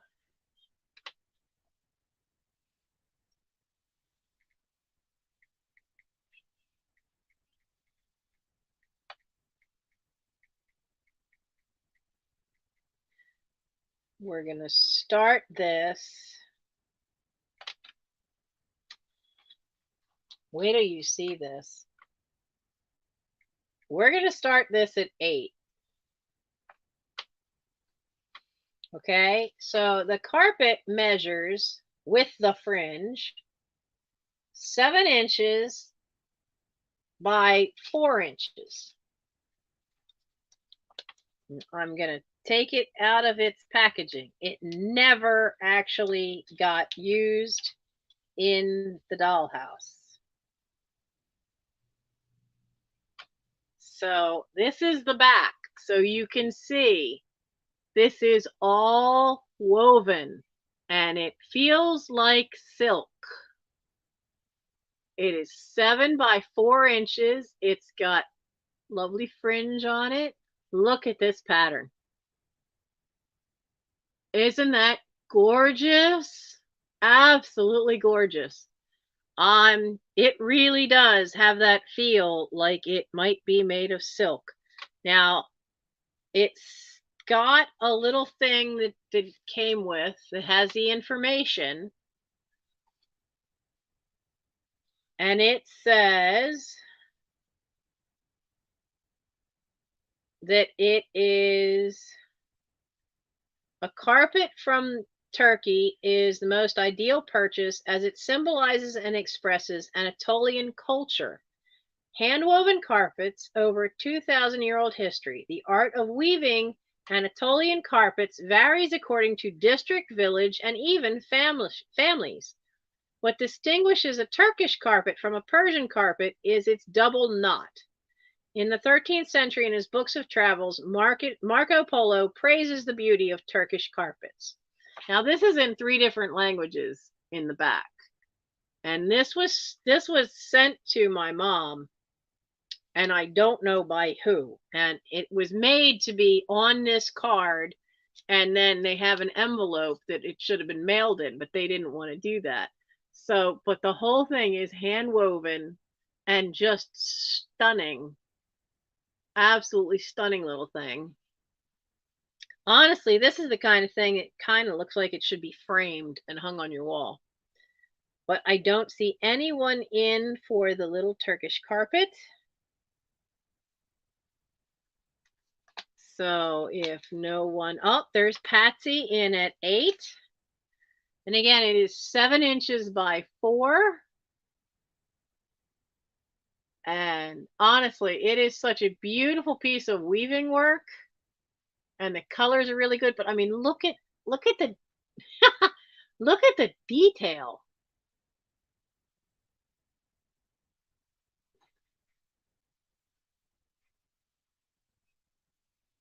I don't know if I can get any closer than that to show the detail.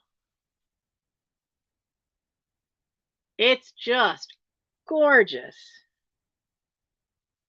Absolutely gorgeous.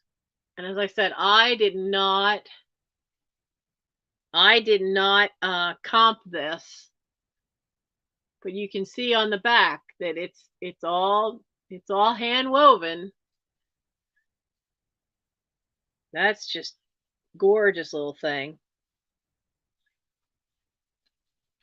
So it is a very nice little carpet. Honestly, would just something like that. I wouldn't put it in the dollhouse. I'd have framed it. Frame it and hang it on the wall as a piece of miniature artwork. That is absolutely lovely. So I see Patsy was in for 8, and Patsy's in for 8 because that 14 is for 14 count canvas.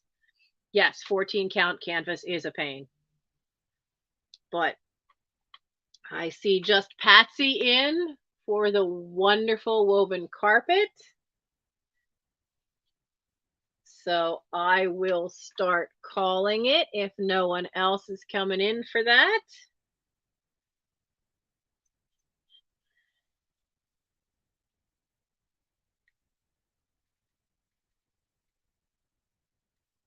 And we'll have going once. Yeah, it is really pretty. Really pretty little thing.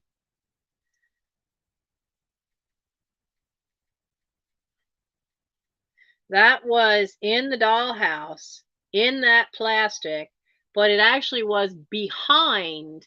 And what saved it from any light fading it is the fact that Mom put it with it facing the wall of the dollhouse. So no light got anywhere near it.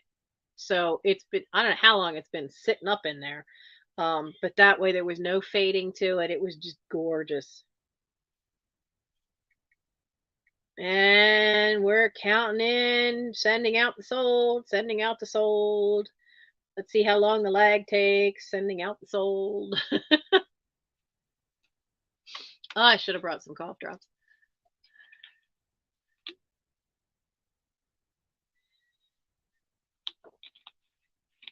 I can always tell when we've hit like the 2-hour mark, thereabouts, my voice starts to go.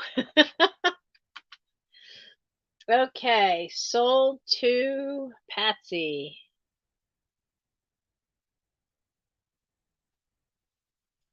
Now, there were a couple things that were in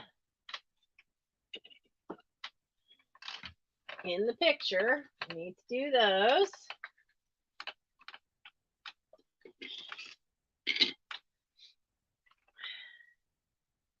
Thank you, Patsy. Thank you, thank you.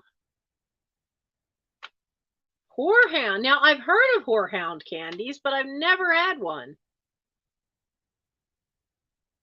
You know what candy I like and nobody else in the house will touch it? Besides dark chocolate, especially if it's got those little nibs in it. And I haven't had it in a long time. I was somewhere once and I got dark chocolate and it had little tiny like nibs of coffee bean. And I'm not usually a big coffee person, but that was really good too. But I don't know where the devil I was and I've never seen it again. But I like black licorice. And it's hard to find. There's one that if I go to Boost Corners, which is the Amish farmers market, and I haven't been there in a long, long time, but they have this all natural black licorice. And they also have one that's got a yellow box with a panda on it. They are fantastic because a lot of black licorice, if you get it, like some of the stuff is so processed that it doesn't taste right. Like there's hardly any licorice taste to it. And so this stuff, I love it. Nobody else in the house will touch it. So, Michael and I were out somewhere and we passed a Hobby Lobby and I didn't know there were any anywhere near me. We didn't go in. We didn't have time to that day, but wow. The soft or hard? What, for the licorice? It's slightly soft. I don't think I've ever had a licorice that was hard. You know what I had as a kid? We used to always get remember the laces? The licorice laces? You don't find that stuff anymore. So salted licorice, never heard of that. That would be different. Well, this is one of the things that I had in the image, and I think in the image you only saw the little house. I have a small collection of these that I was going to hang up in the kitchen to decorate with. And then on one of them I have, if you try to clean the grease off of them, this was the first one I had, and it starts taking the white off of them. So that took care of that idea of actually like hanging them in the kitchen. So other than that one, none of these other ones have ever been on them. So they are decorative trivets. A lot of times they were sold all through the 60s, 70s. I don't know if they still make them and sell them at all the touristy spots. But you used to always be able to find them. They have little metal feet on the back so that you could actually use them as a trivet for putting a hot dish or something on the table without messing up your table.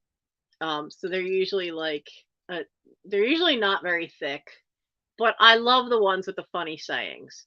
So this one has, come in, sit down, relax, converse. Our house doesn't always look like this. Sometimes it's even worse. So I thought I'd bring this one. And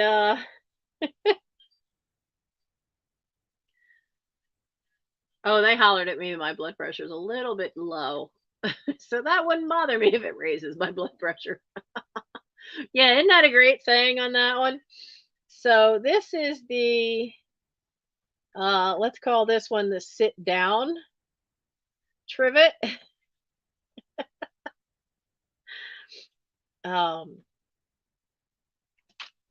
But yeah, these are so much fun, and they are all vintage ones, the ones I have.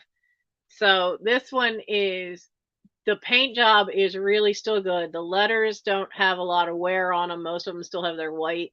All the yellow is there at the top. It has this little spot here to hang it on a nail on the wall. And this one's kind of long too. This one is, some of them are quite small. Some of them aren't even trivets once they got real popular. So this one's 7 inches long by 5.5 wide. So, but this one's an older one. It actually is the trivet. So this one's $8. This one's $8 and is number 13.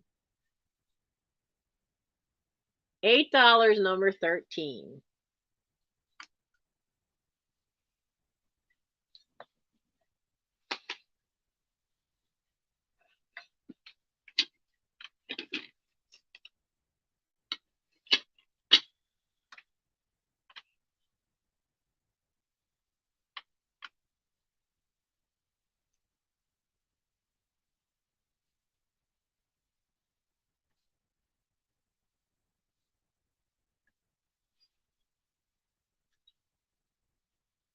Now this other one that I just showed you, this one is gonna be less than that because this one was used, and then we had this in the kitchen for a long time. It does say made in the USA on the back, and it does have its 4 little feet. I mean, you can tell it was used because the blacking has worn off the feet, so it looks silver. And this one was in the kitchen for a long time, and a lot of the white, like the letters are silver because a lot of the white has worn off, the yellow's worn off. This one has in my kitchen, bright and cheery, daily chores I'll never shirk. So bless this little kitchen, Lord, and bless me as I work. And this was one Mom had for a long while. So this one, though, because of the wear, I mean, these still are fun things to decorate with. This one is $5. $5, number 18 for that one. Now, we still have 1, 2, 3, 4, 7. Oh, I almost forgot this. That's 8. I'm going to run out of room on the page here. Okay, let's do, now this is a one-off. I don't know if anybody'd be interested in this. Who remembers having the old 16mm films that you would have the motion picture projector and watch, these things at home? I had Castle Films was one of the biggest ones to do them. So I have it says enjoy these Castle Films on your 8mm or 16mm movie projector. It is Hans Christian Andersen's The Little Match Girl, Castle Films. Now, that doesn't say, it doesn't say anything about a cast. Just says that they have other story movie classics. But the nice part of this is I can look at it this way and I can look through it. There are no splices, which means this has never broken. It has never had to be cut and spliced. I know all about that because once I learned how to do it, I was the one that always had to fix all these old things. So, because I knew how to splice sound tape, so I made a point of repairing all our old ones. And this was not one of ours. This is one I inherited. Now, the box itself is now more of a slipcase because it's missing the top and bottom, and there's some kind of watermark there. But the film itself is in good condition. My sister has our projector and some of the films, but I have some of the films still here, and I need to get the projector back because there's some I would like to see, and I'd like to show them to Mike because he's never seen them, and he wants to have a couple of friends to get together and see them because he's told them about them and they don't know what he's talking about. So like I said, this is kind of a one-off. It is a 16mm Castle Film Little Match Girl movie. This is $8, number 50. $8, number 50. Like I said, I had no idea. It was such an odd thing, and I had no idea if anybody'd have an interest in that. But I thought I'd give it a try. Now I also have, speaking of things that are classic little stories, I have a record. And this one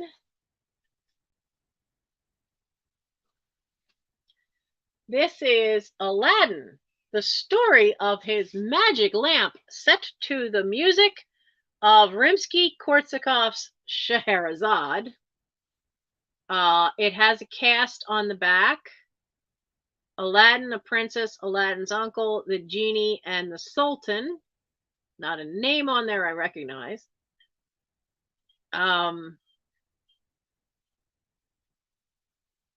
Do we have a date? Now this is a two record set, and the fun part is the script. The whole script is on the inside. So if you have little kids and a record player, I mean, you could copy that over and then have them act it out, which would be kind of fun. The records seem to be in really good shape. There's two records. I'm looking again in case I missed it. I'm looking for a date. For non-commercial use on phonographs and in homes only. Molded in the USA for the Children's Record Guild. I don't know. I've never heard of them.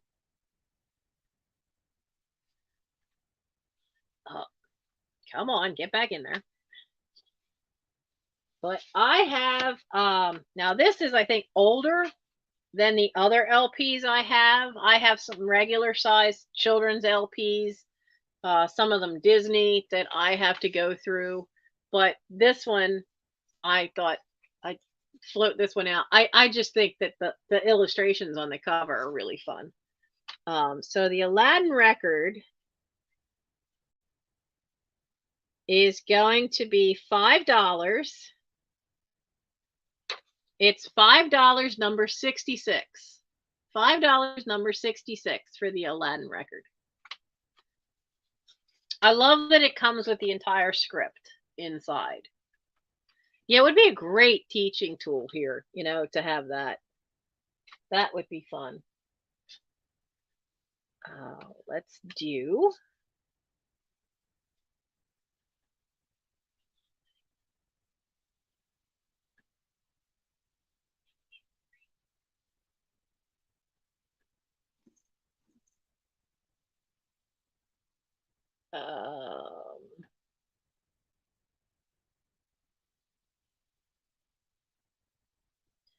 Okay.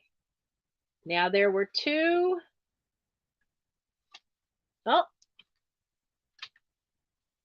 take that number away then. And we'll put you carefully up here with the other items. I see Belinda.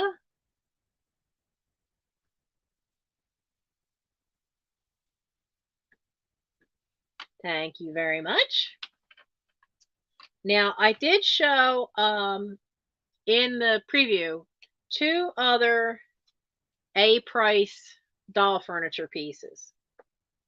And this one does still have the original A-price sticker on it. This is the fireplace, which one of the reasons I chose these two is that if you do little miniature assemblages, you could make a very cute Christmas assemblage with this. You know, maybe have your fireplace, have some gifts around it, make little stockings, little designs.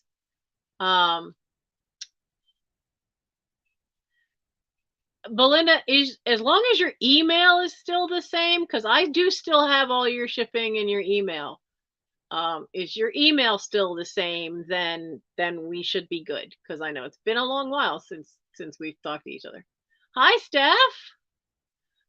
So this fireplace is 5 inches wide, just a smidge over 3 inches tall. And really, if you could make a fun little assemblage out of that for Christmas with little stockings hanging down it, That could be really cool if you find mini bottle brush trees or something up on top. So this is $7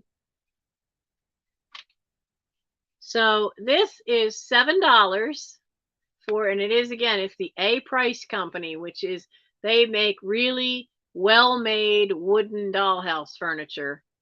Does not tend to fall apart. It's usually really good. This is $7 and is number 33 for the fireplace. $7, number 33.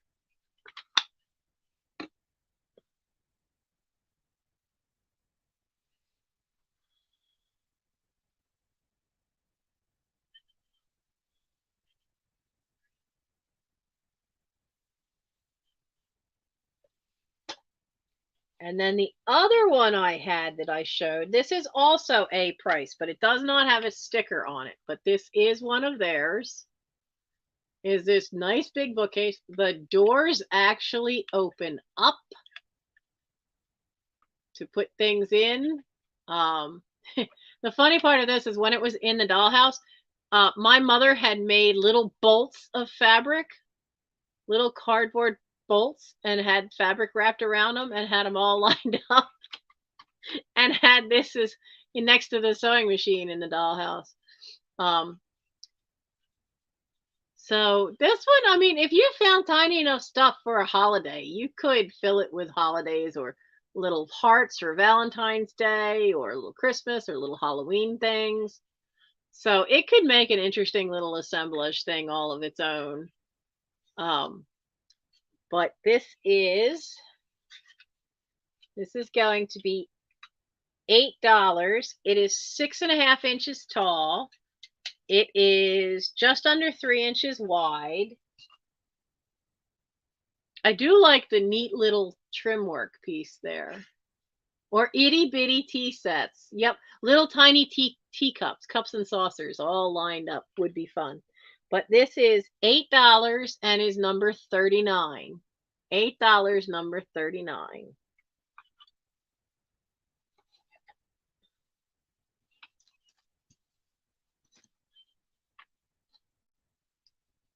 Now, I have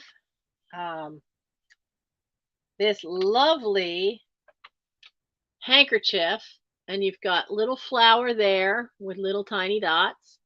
And then you've got at this end a lovely little appliqued rose and leaf.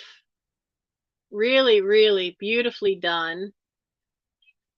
It is a pretty sheer cotton. I mean, you can see my fingers right through there. But it is really nicely done. Beautiful tiny stitches, little tiny hemming all the way around. I see Patsy for 39, so that's for the bookcase.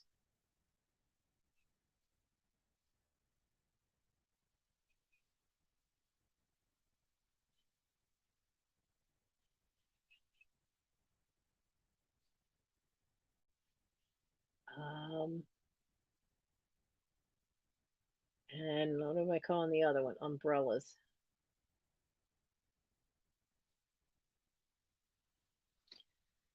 So this one is going to be, it's never been used.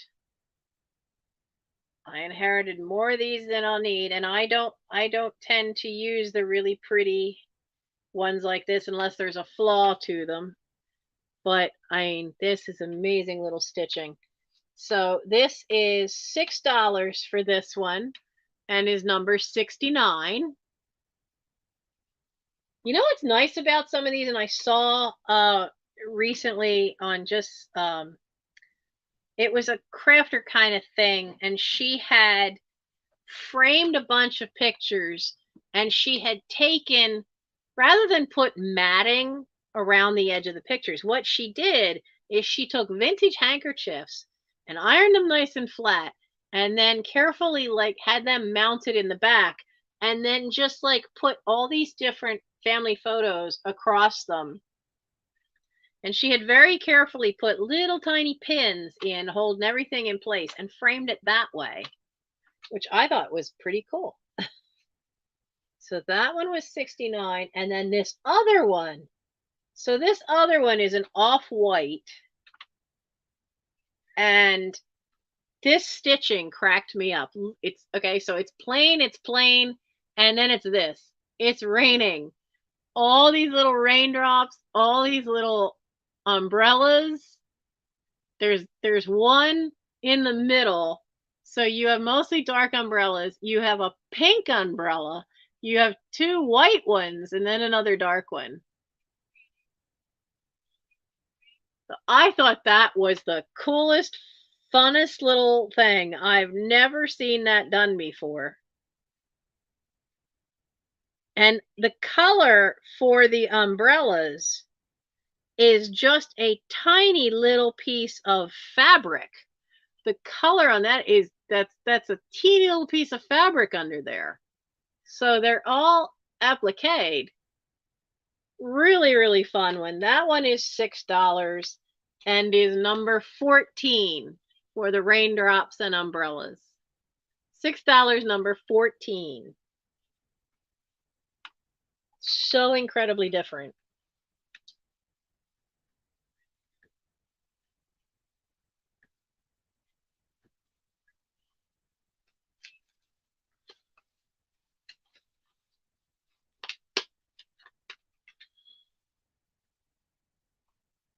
Let's see. I just literally brought this downstairs with me.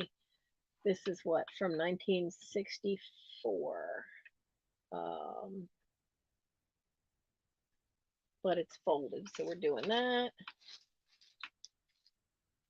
That's $2. They're gonna do this one.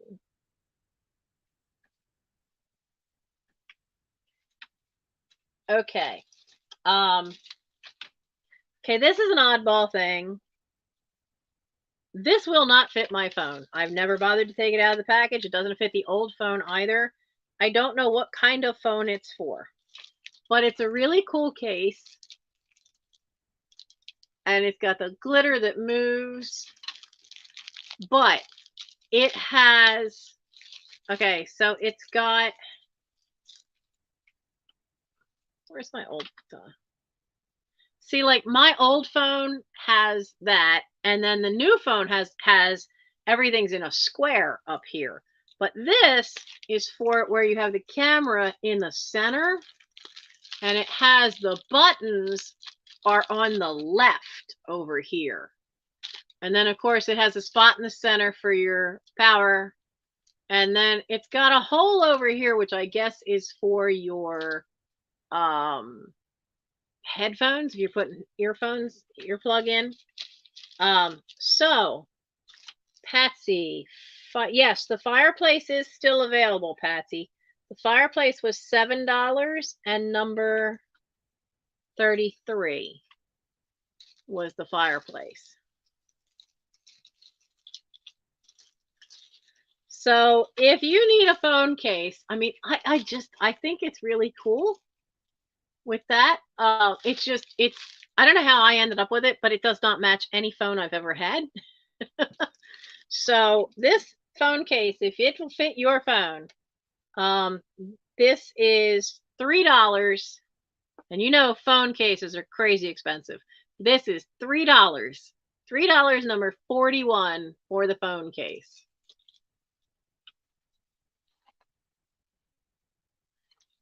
And Patsy, I see you for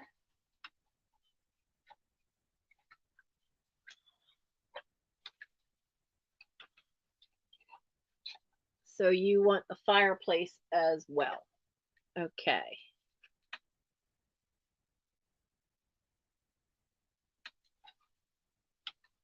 Put you up here.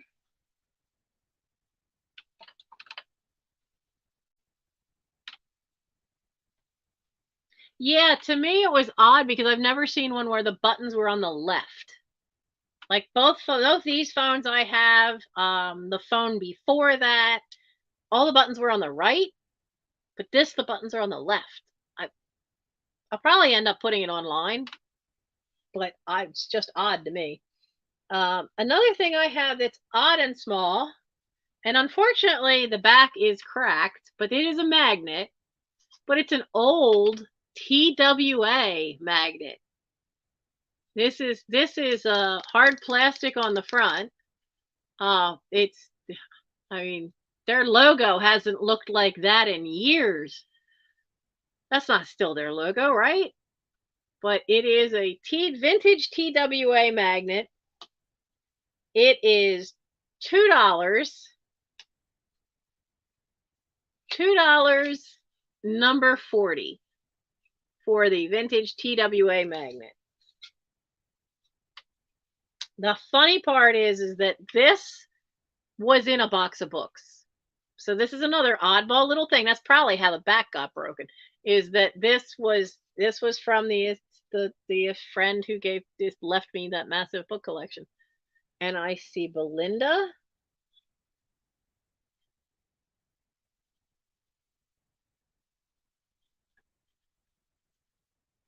Okay.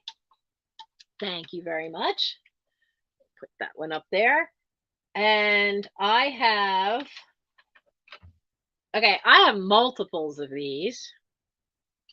But if you have a little display, somebody just had one I saw on Instagram, and they showed a little display, and they had a display up in their kitchen, and it was all vintage cleaning supplies.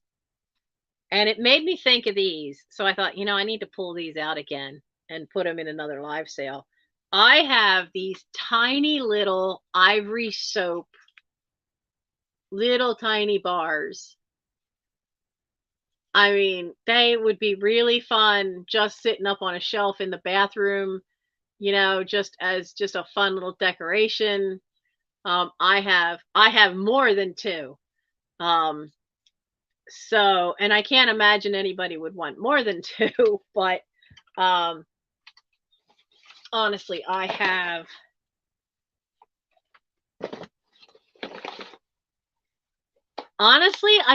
they're smaller. I have hotel bars. My mom always used to grab the hotel bars wherever we stayed, and they were bigger than these. So these are, but yeah, they seem like it because it's 2¼ inches long, 1¼ inch wide, and then they're like only barely ¼ inch thick. And that's with the packaging. But yeah, I have like 1, 2, 3, 4, 5, 6, 7, 8, 9, 10, 11. There's about 14 of them that I have. So, but they are older ones. I mean, this is the box that they were found in. So it must have been a full box at some point. So so I have plenty of them. So these are $2 each. So they're going to be just $2 each. And so what you can do if you want some is put in the number, and if you want more than one, put times whatever amount. So it's $2 each for these little vintage ivory snow, and it's number 38. $2 each, number 38, and if you want more than one, put 38x and however many you want, because they are tiny. I have one up on the little shelf in our back bathroom just because I think they're funny and adorable. So teeny little things.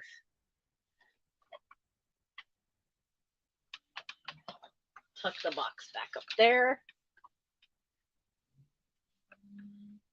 And I think, yeah, we are. We're down to the last thing, and this is something I just grabbed upstairs because I saw it. Now, I think this was found in a box of things I went through that's for the members only. one of the members only videos, but it was behind a photograph. It was in a frame of stuff from my one grandmother's house, my dad's mother's.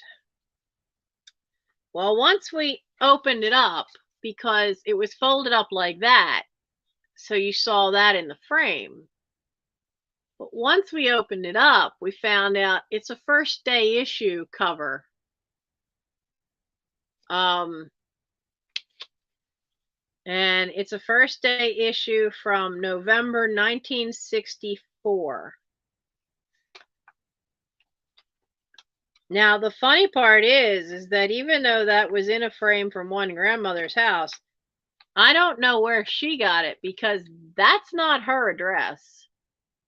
It was sent to somebody in Rochester, New York, on Ridgeway Avenue, and was sent by somebody in Bell Gardens, California. So because it's been folded and everything, I don't know it's good. I don't think it's good for a collector. And of course it had a letter in it at some point because it's been cut open carefully at the top.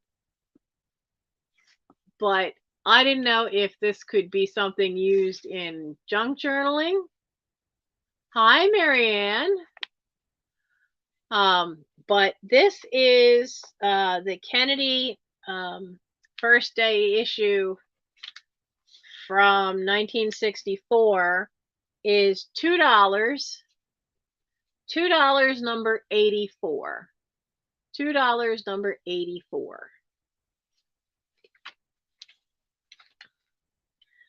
So, well, let me write its number down. Oh, I see Belinda. Thank you. Put you up there. Okay. That was everything for tonight. So now, now I have to try to do, we packed a lot of stuff into the sale tonight. An absolute lot of stuff. I haven't done a 3-hour sale in a long time.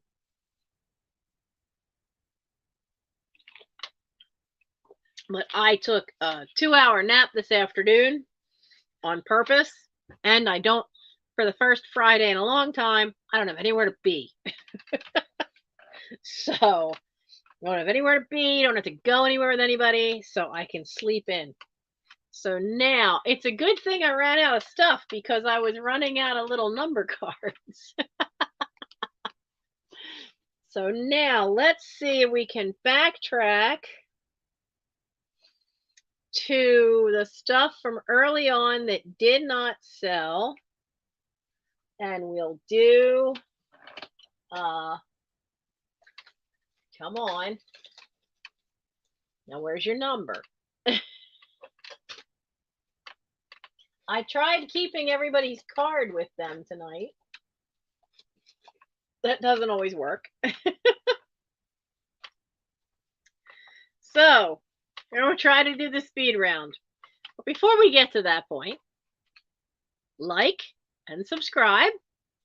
I greatly appreciate you telling your friends about me. Let them know that this is a long-term journey of emptying this house. This is what happens when you have a conscience and don't want to see all the good stuff go into the trash. And I don't want to fill a landfill with this stuff.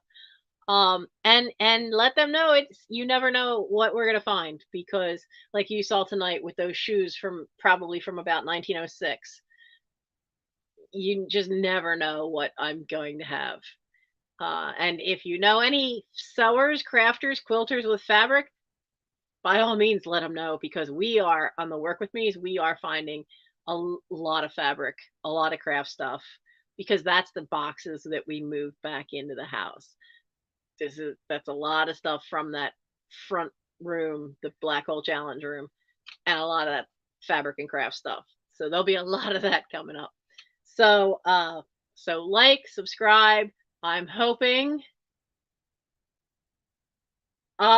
Yes, it was from the first anniversary, Robbie, because it has 1917 to 1963 here. And then the postmark is for November 1964. So that was, and Belinda picked that one up. I literally just found it tonight and went, oh yeah, you know what? I should take that and put that in the sale. So you never know. You never know what I'm gonna find in this stuff. I mean, when we did the estate with Nancy Bannis with all those books, we were in such a rush to try to get the house emptied, and it was so packed with stuff. And it's not like here where stuff was piled up in boxes. I mean, everything was organized, everything was dusted, it was cleaned. It's just the sheer volume of stuff that they were just chucking things into boxes of books that I would unpack, and there might be, you know, something porcelain wedged in between. It was a miracle that nothing I found had been broken. So yeah. So we have the resin nanny figurine, very Victorian looking. Oh yeah, lots of books. I've spent years selling off books. So we have her. She was $4 and was number 52. We have the Tuckaway cup, the hot pink one from the 70s. That now this is not the early 50s ones. Those are styrene plastic and are more sought after.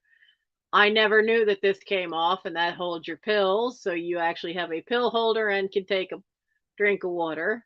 So we have the styrene, no, it's not the styrene one. You have the hot pink Tuckaway cup. It actually says Tuckaway cups information on the back. This one was $5, number 83. We have the butterfly. What are you? You're here somewhere. That's not your number. That's not your number. I lost your number. Oh, there's your number. So for those of you who do paper crafting, this is a hole punch confetti maker. Makes that little butterfly that comes through nice and neat there. This was $7, number 35. $7, number 35 for that one. We started going through a bunch of miniature stuff. Now, some of it we have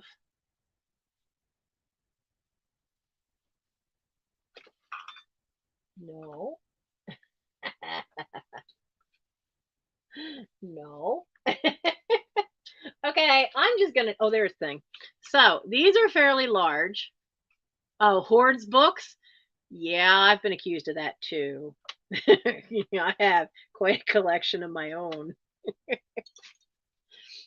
My oldest one is Robinson Crusoe from like 1760 is the oldest book I own. So Marilyn wanted the butterfly hole punch.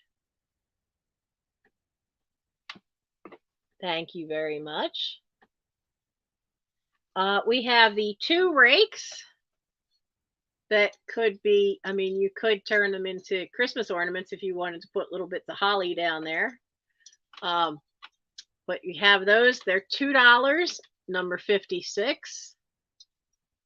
I think they were meant to be Christmas ornaments because these are big loops of string here. But $2, number 56 for those. We have the odd little, it has a clip on the back. We have the Jello design plate. Still tempted to send this to Katie. $2, was it 2 or 3? What was this one? Jello plate, $3, number 34. What do you think? If it doesn't sell, should I send that to Katie? I have some miniature Coca-Cola stuff that I'm going to send to her. Okay, let's see. The mini nautical stuff. This was an offer up, and there wasn't anyone for it. So this was $7 for the lot. Now you have the sextant, which is the right size for the person of the dollhouse. But then the other things are miniatures that would be decorations. You have a tiny little cannon.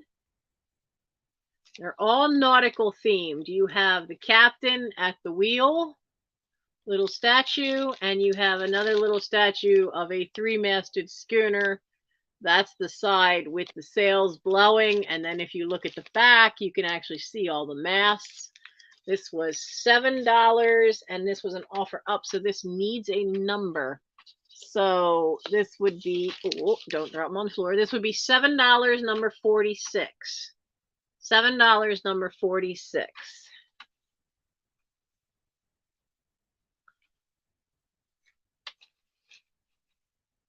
Oh yeah, the rakes would be good in a fairy garden.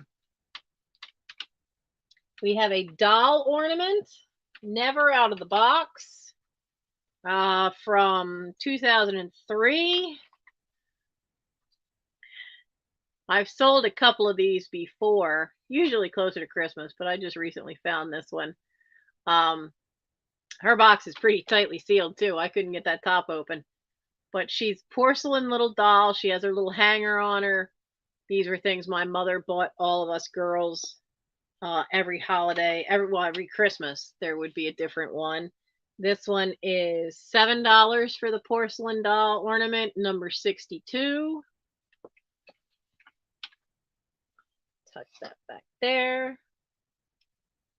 The Yosemite book. We have this great Yosemite book with gorgeous color plates inside about the Yosemite Valley. And this one was $3, number 71.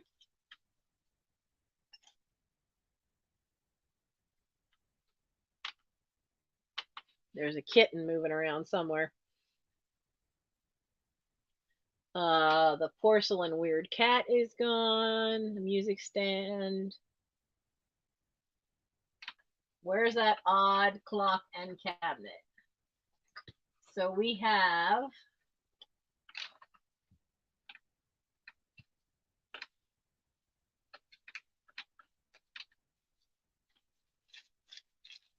well, I'm not going to hunt for its little number. I don't know where it is. So this is a different scale from the other stuff. So it's an odd kind of scale. Somebody put in 112. I don't know how to say it. But it's, I do like the clock, but you have the clock and the little tiny cabinet. These are $4, number 65 for that pair. We have, where'd it go? How did I lose it? There it is. So we have the creamer spoon, the old creamer spoon, says cream top, that you would put down inside. 1/24 scale. Thank you, Iris. And I see Belinda for number 65.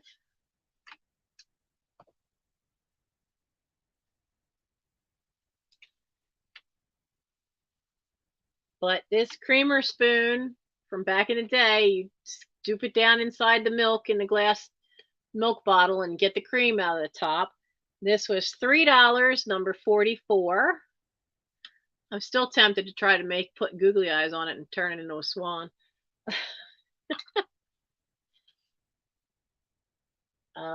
Fishing creel. Now this is, I'm pretty sure this is a plastic. This is from Joann Fabrics. So the fishing creel is $2, number 63.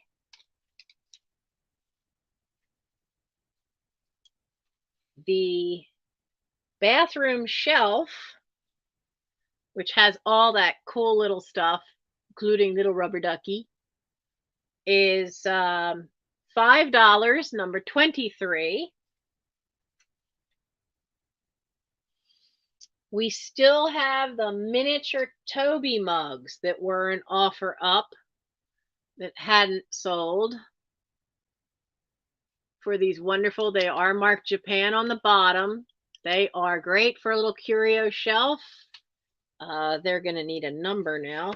So these little teeny teenies are $8, number 76 for the little tiny ones. And is that it? Yep, because usually when we get to the very bottom, whatever was the latest things, I don't tend to repeat. So I see Patsy.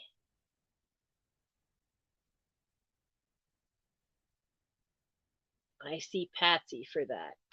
And you saw the trivets and the Castle films.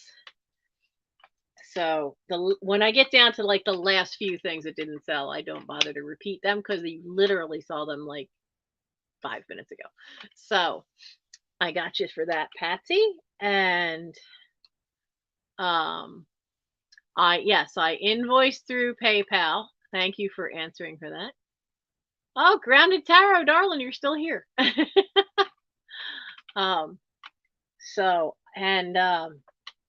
And if you've bought from me before and I hadn't invoiced you yet and hadn't gotten to it, because I know I'm really bad at that. Partly has been the lack of space. So the good part is having this emptied now, because that also was a problem, is I don't have packing space. Not at the moment. So this is it now that I have some, and it's so much easier than it was trying to do it at my desk at that little bit of space I had there. But then that means as this accumulates, it slows it down. But I will be doing all that this weekend. I invoice through PayPal. I use Pirate Ship for shipping. I am about, I don't know, 20 miles south of Philadelphia. Yeah, when is I'm going to be working on it this weekend. I have my packing list.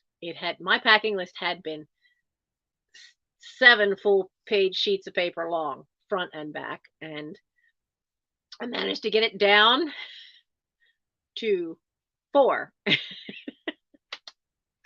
Tonight I'll have to start page 5, I think, but I want to get that down this weekend. I want 3 pages of that gone. I really do want 3 pages of that gone.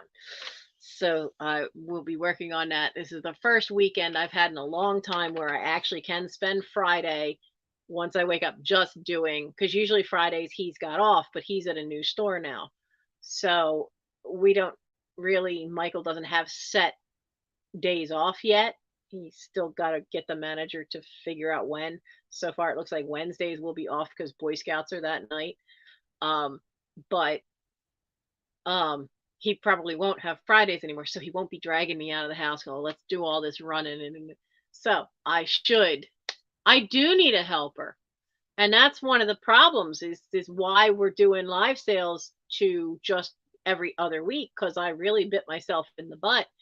And then getting hurt just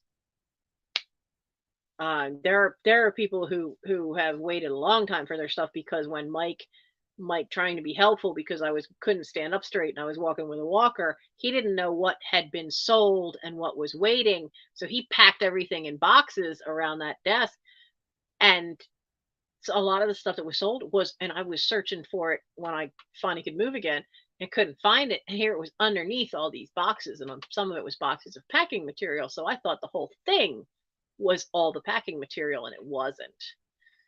Some of that stuff's from a year ago, and I've lost sales because of it, and it's my own doing, and he was being helpful, and then I had the relapse, which didn't help. So I am by myself. I have tried repeatedly to get him to help me, even if it were just help me with like figure out some kind of, I don't even have an accounting system for all this. I don't have like a spreadsheet, nothing. Everywhere I've ever worked in retail, all that was already done for you and you just had to plug in numbers. I don't know how to work Excel. Excel didn't exist when I went through high school and college. So I've tried to get them. You just got your business degree in the spring. Help me. So yeah, I am on my own. Yes, I do think I can't get to it. I know better than to twist too far. And little girl, you knocked over my box. I could tell you right now, Patsy. I have the list right here.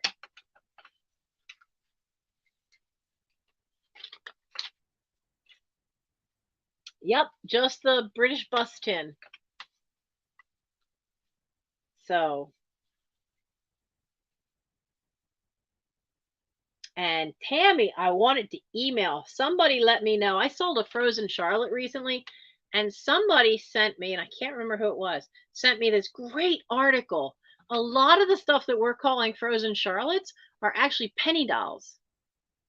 And it talks about how you can tell the difference in this article, and I got to find that email again because I wanted to share it with the person who bought what I thought was a frozen Charlotte, but it's actually a penny doll. So I haven't sent her thing yet either. So I do have, like I said, I have it all here. I'm not going to show that too much because I don't want to share anybody's addresses that doesn't want it shown. But page 1 has some of the oldest ones, like Belinda, that's still on there, because it was a bunch of stuff that I didn't know what Mike did with it, and now I have found 90% of it. I admit there's still 10% of stuff on that first page that I'm going, I haven't found that yet. What did he do with it? So, all right. Well, thank you all so much for coming. And as I said, like, thumbs up and subscribe. And if you do subscribe or are subscribed, by all means, please put that bell on all, because we all know I'm not real consistent with when I finally do pop a video up. And I also want to get into doing more drop sales. So if you hit all notifications, then you should get a notice of them. And I did learn my lesson. On the old phone, it just wouldn't let me record for more than 12 to 15 minutes at a time. And so what I tried to do is do a drop sale on some craft ribbon by the yard that I was selling off. And I did it as a private live. Well, I think I did members. And so Nora and I had a real nice chat while I was doing it, but it doesn't show up in the videos. So when you go to a channel, the first thing you see is a list of the videos, and that's usually where you see the drop sales come in. But because I did this one as a live, it's under the live playlist, and I think that's why it didn't get anywhere near the views it would have if I'd done it as a video. Lesson learned.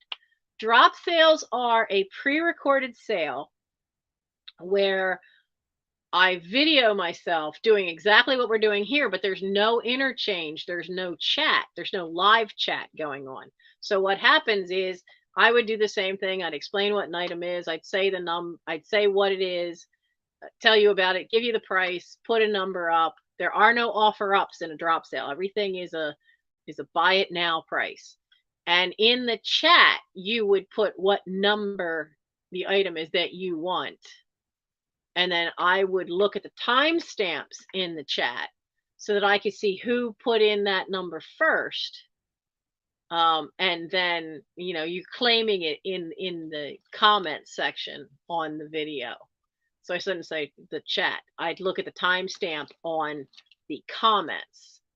And hi, sweetie. Our little golden-eyed boy.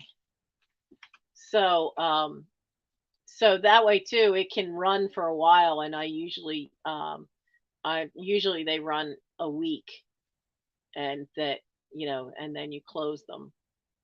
And but that that craft ribbon one is the kind of craft ribbon they use for bows, but most of it's all little narrow stuff. And I think I only had it for 5 or 10 cents a yard.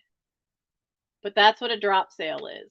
And I want to try to do, there's so much this stuff that I want to try to do that, especially with things like books. Books would be easy to do. I was gifted about 100 CDs. So there might be a drop sale on those. And it's something that if I can't go live for some reason, I could just put a drop sale in. So I'd like to have some backups in case I have problems with my back again at any time. And then this Sunday, don't forget, this Sunday will be the Huckster Shop Hop.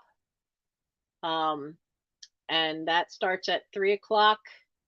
Oh, now I've forgotten the name of what channel starts it all off. But I will make sure I post a thing.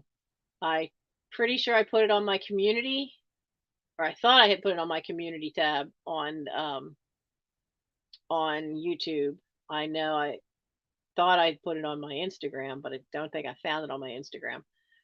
But I know I got it on at least one. But I will be trying to figure out how to post it again on Saturday, because it starts at 3 o'clock on Sunday, and my slot is at 4:30 in the afternoon on Sunday. All times are Eastern on the shop hop, and it goes to 11 o'clock at night from 3 in the afternoon. It is ambitious. There's a lot of us. So get your popcorn, your cold drinks ready, and your notepad to know who you bought from. So there will be a lot. There would be live book sales, but there will also be like, there'll also have to be some drop sales on books, just because there's a lot. I think the live book sales, I would probably wait and do.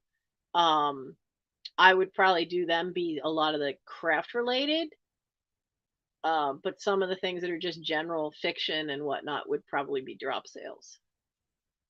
So yeah, there's a lot. There's so much here to go through. The fabric, I'm not sure how I'm going to do that, because some of this fabric, you never know when somebody's going to want to tussle over the fabric. Like I know I've got yardage. I mean, some of this stuff I could cut you the yardage you wanted, but there's not too much of that because I gave a lot of bolts of fabric to the local high school at the time, and I gave some to the local to Fair Acres, which is the senior center for people with low income. So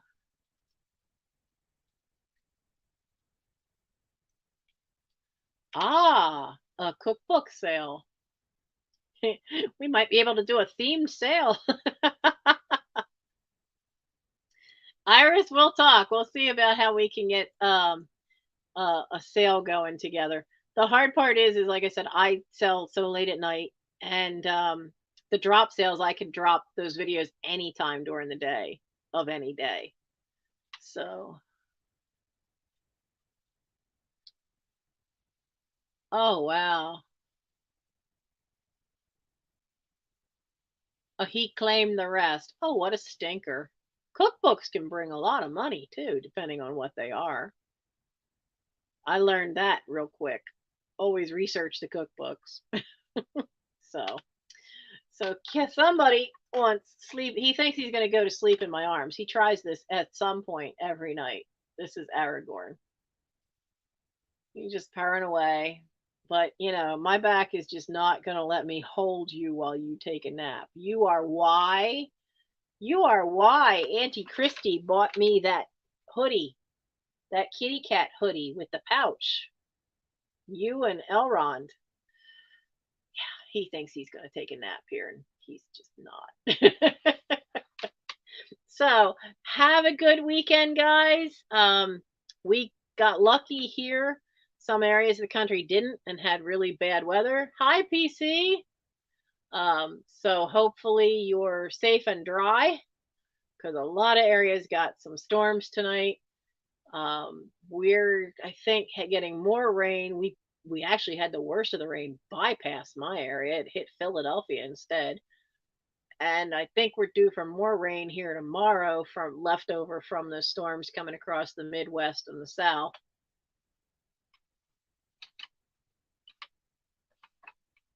Oh, wow. Yeah, that's a problem. That's a problem, Iris, especially when it's somebody else's stuff. That is a problem. So, but look, he's taking, look, there he goes. Nuzzle the head down. He's going to sleep.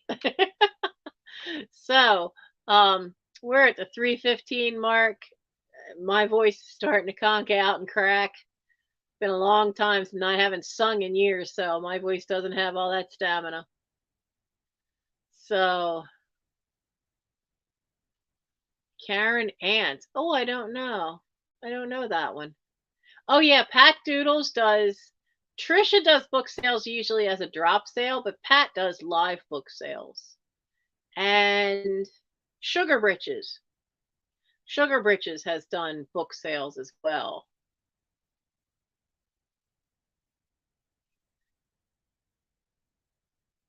Huh.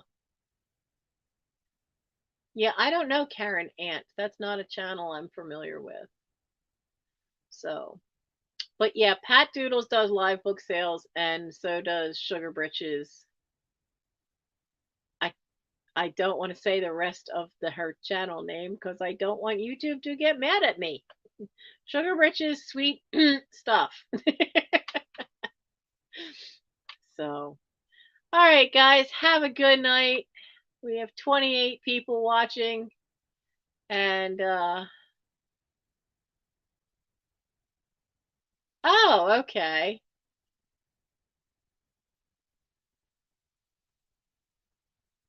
Yeah, I haven't done stuff with Janet since before I got hurt.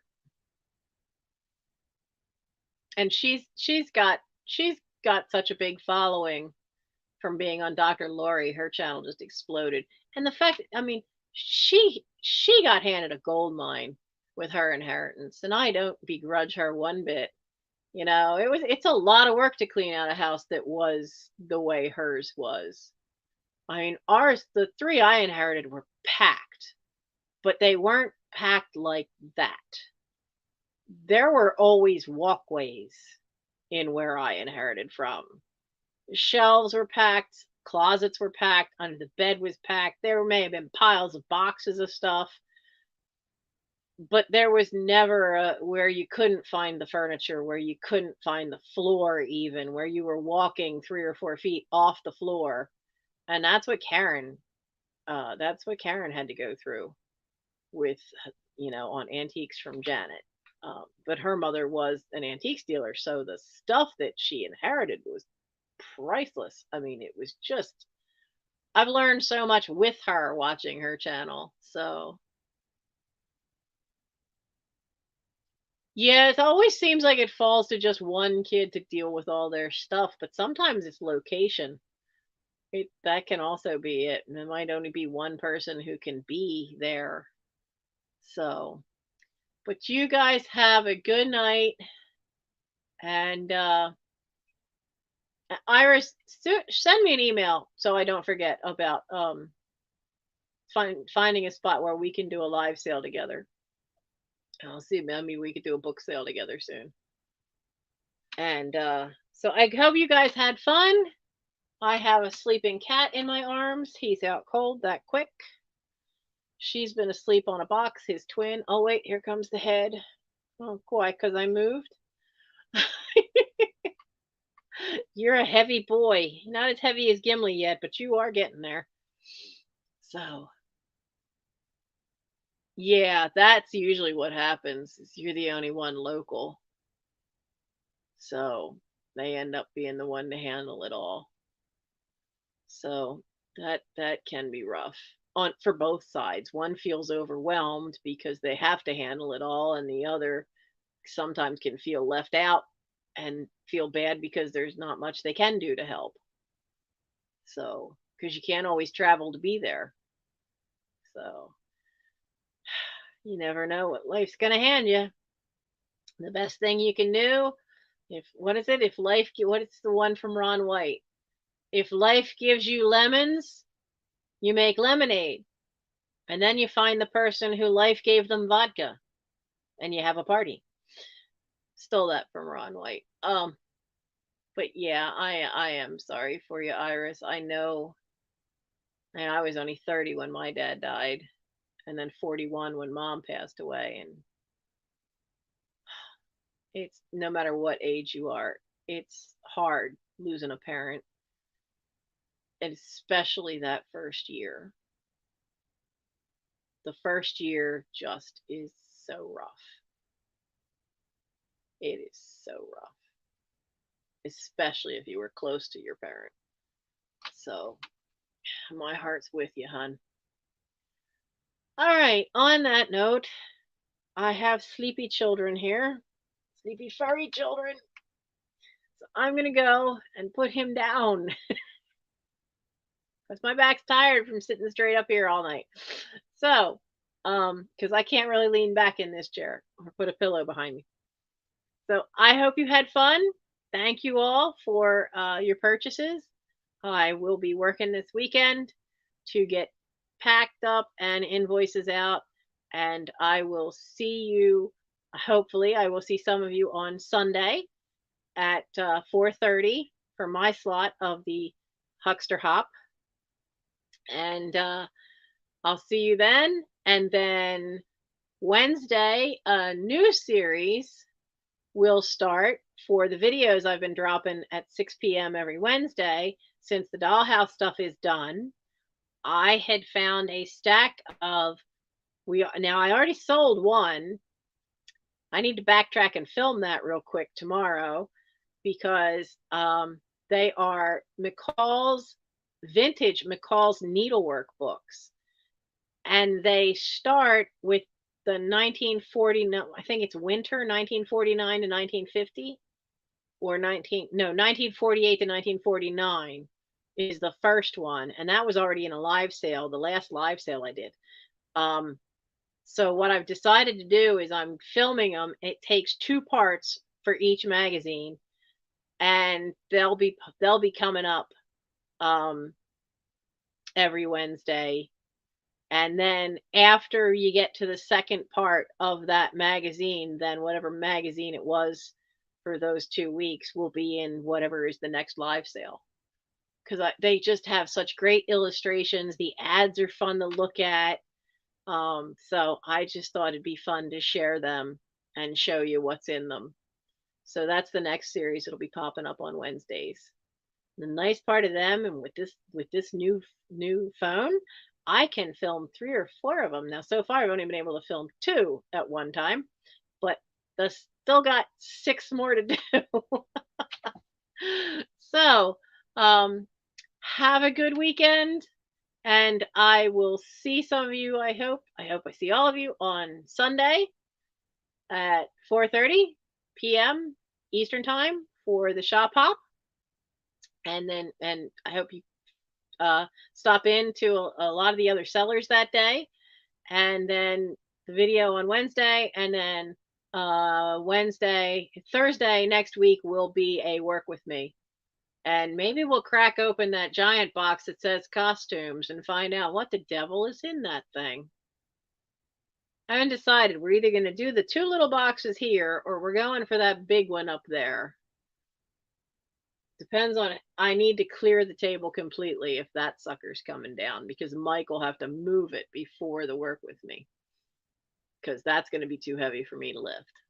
So have a good weekend, and if you were interested in that 1930s dollhouse furniture, that will get listed this weekend onto my eBay store. eBay and Etsy, they're all the same name, Thisoverstuffedhouse. So have a great time, and I gotta, hey, Sleepy, I need an arm to turn this off. Oh, nope, not that arm. Okay, wait, we gotta shift you or I'm gonna drop you. There we go. I just realized, like, I can't push the button to turn this off. Oh, my arm. You're a heavy boy. Good night, everybody. Oh, you are a heavy boy.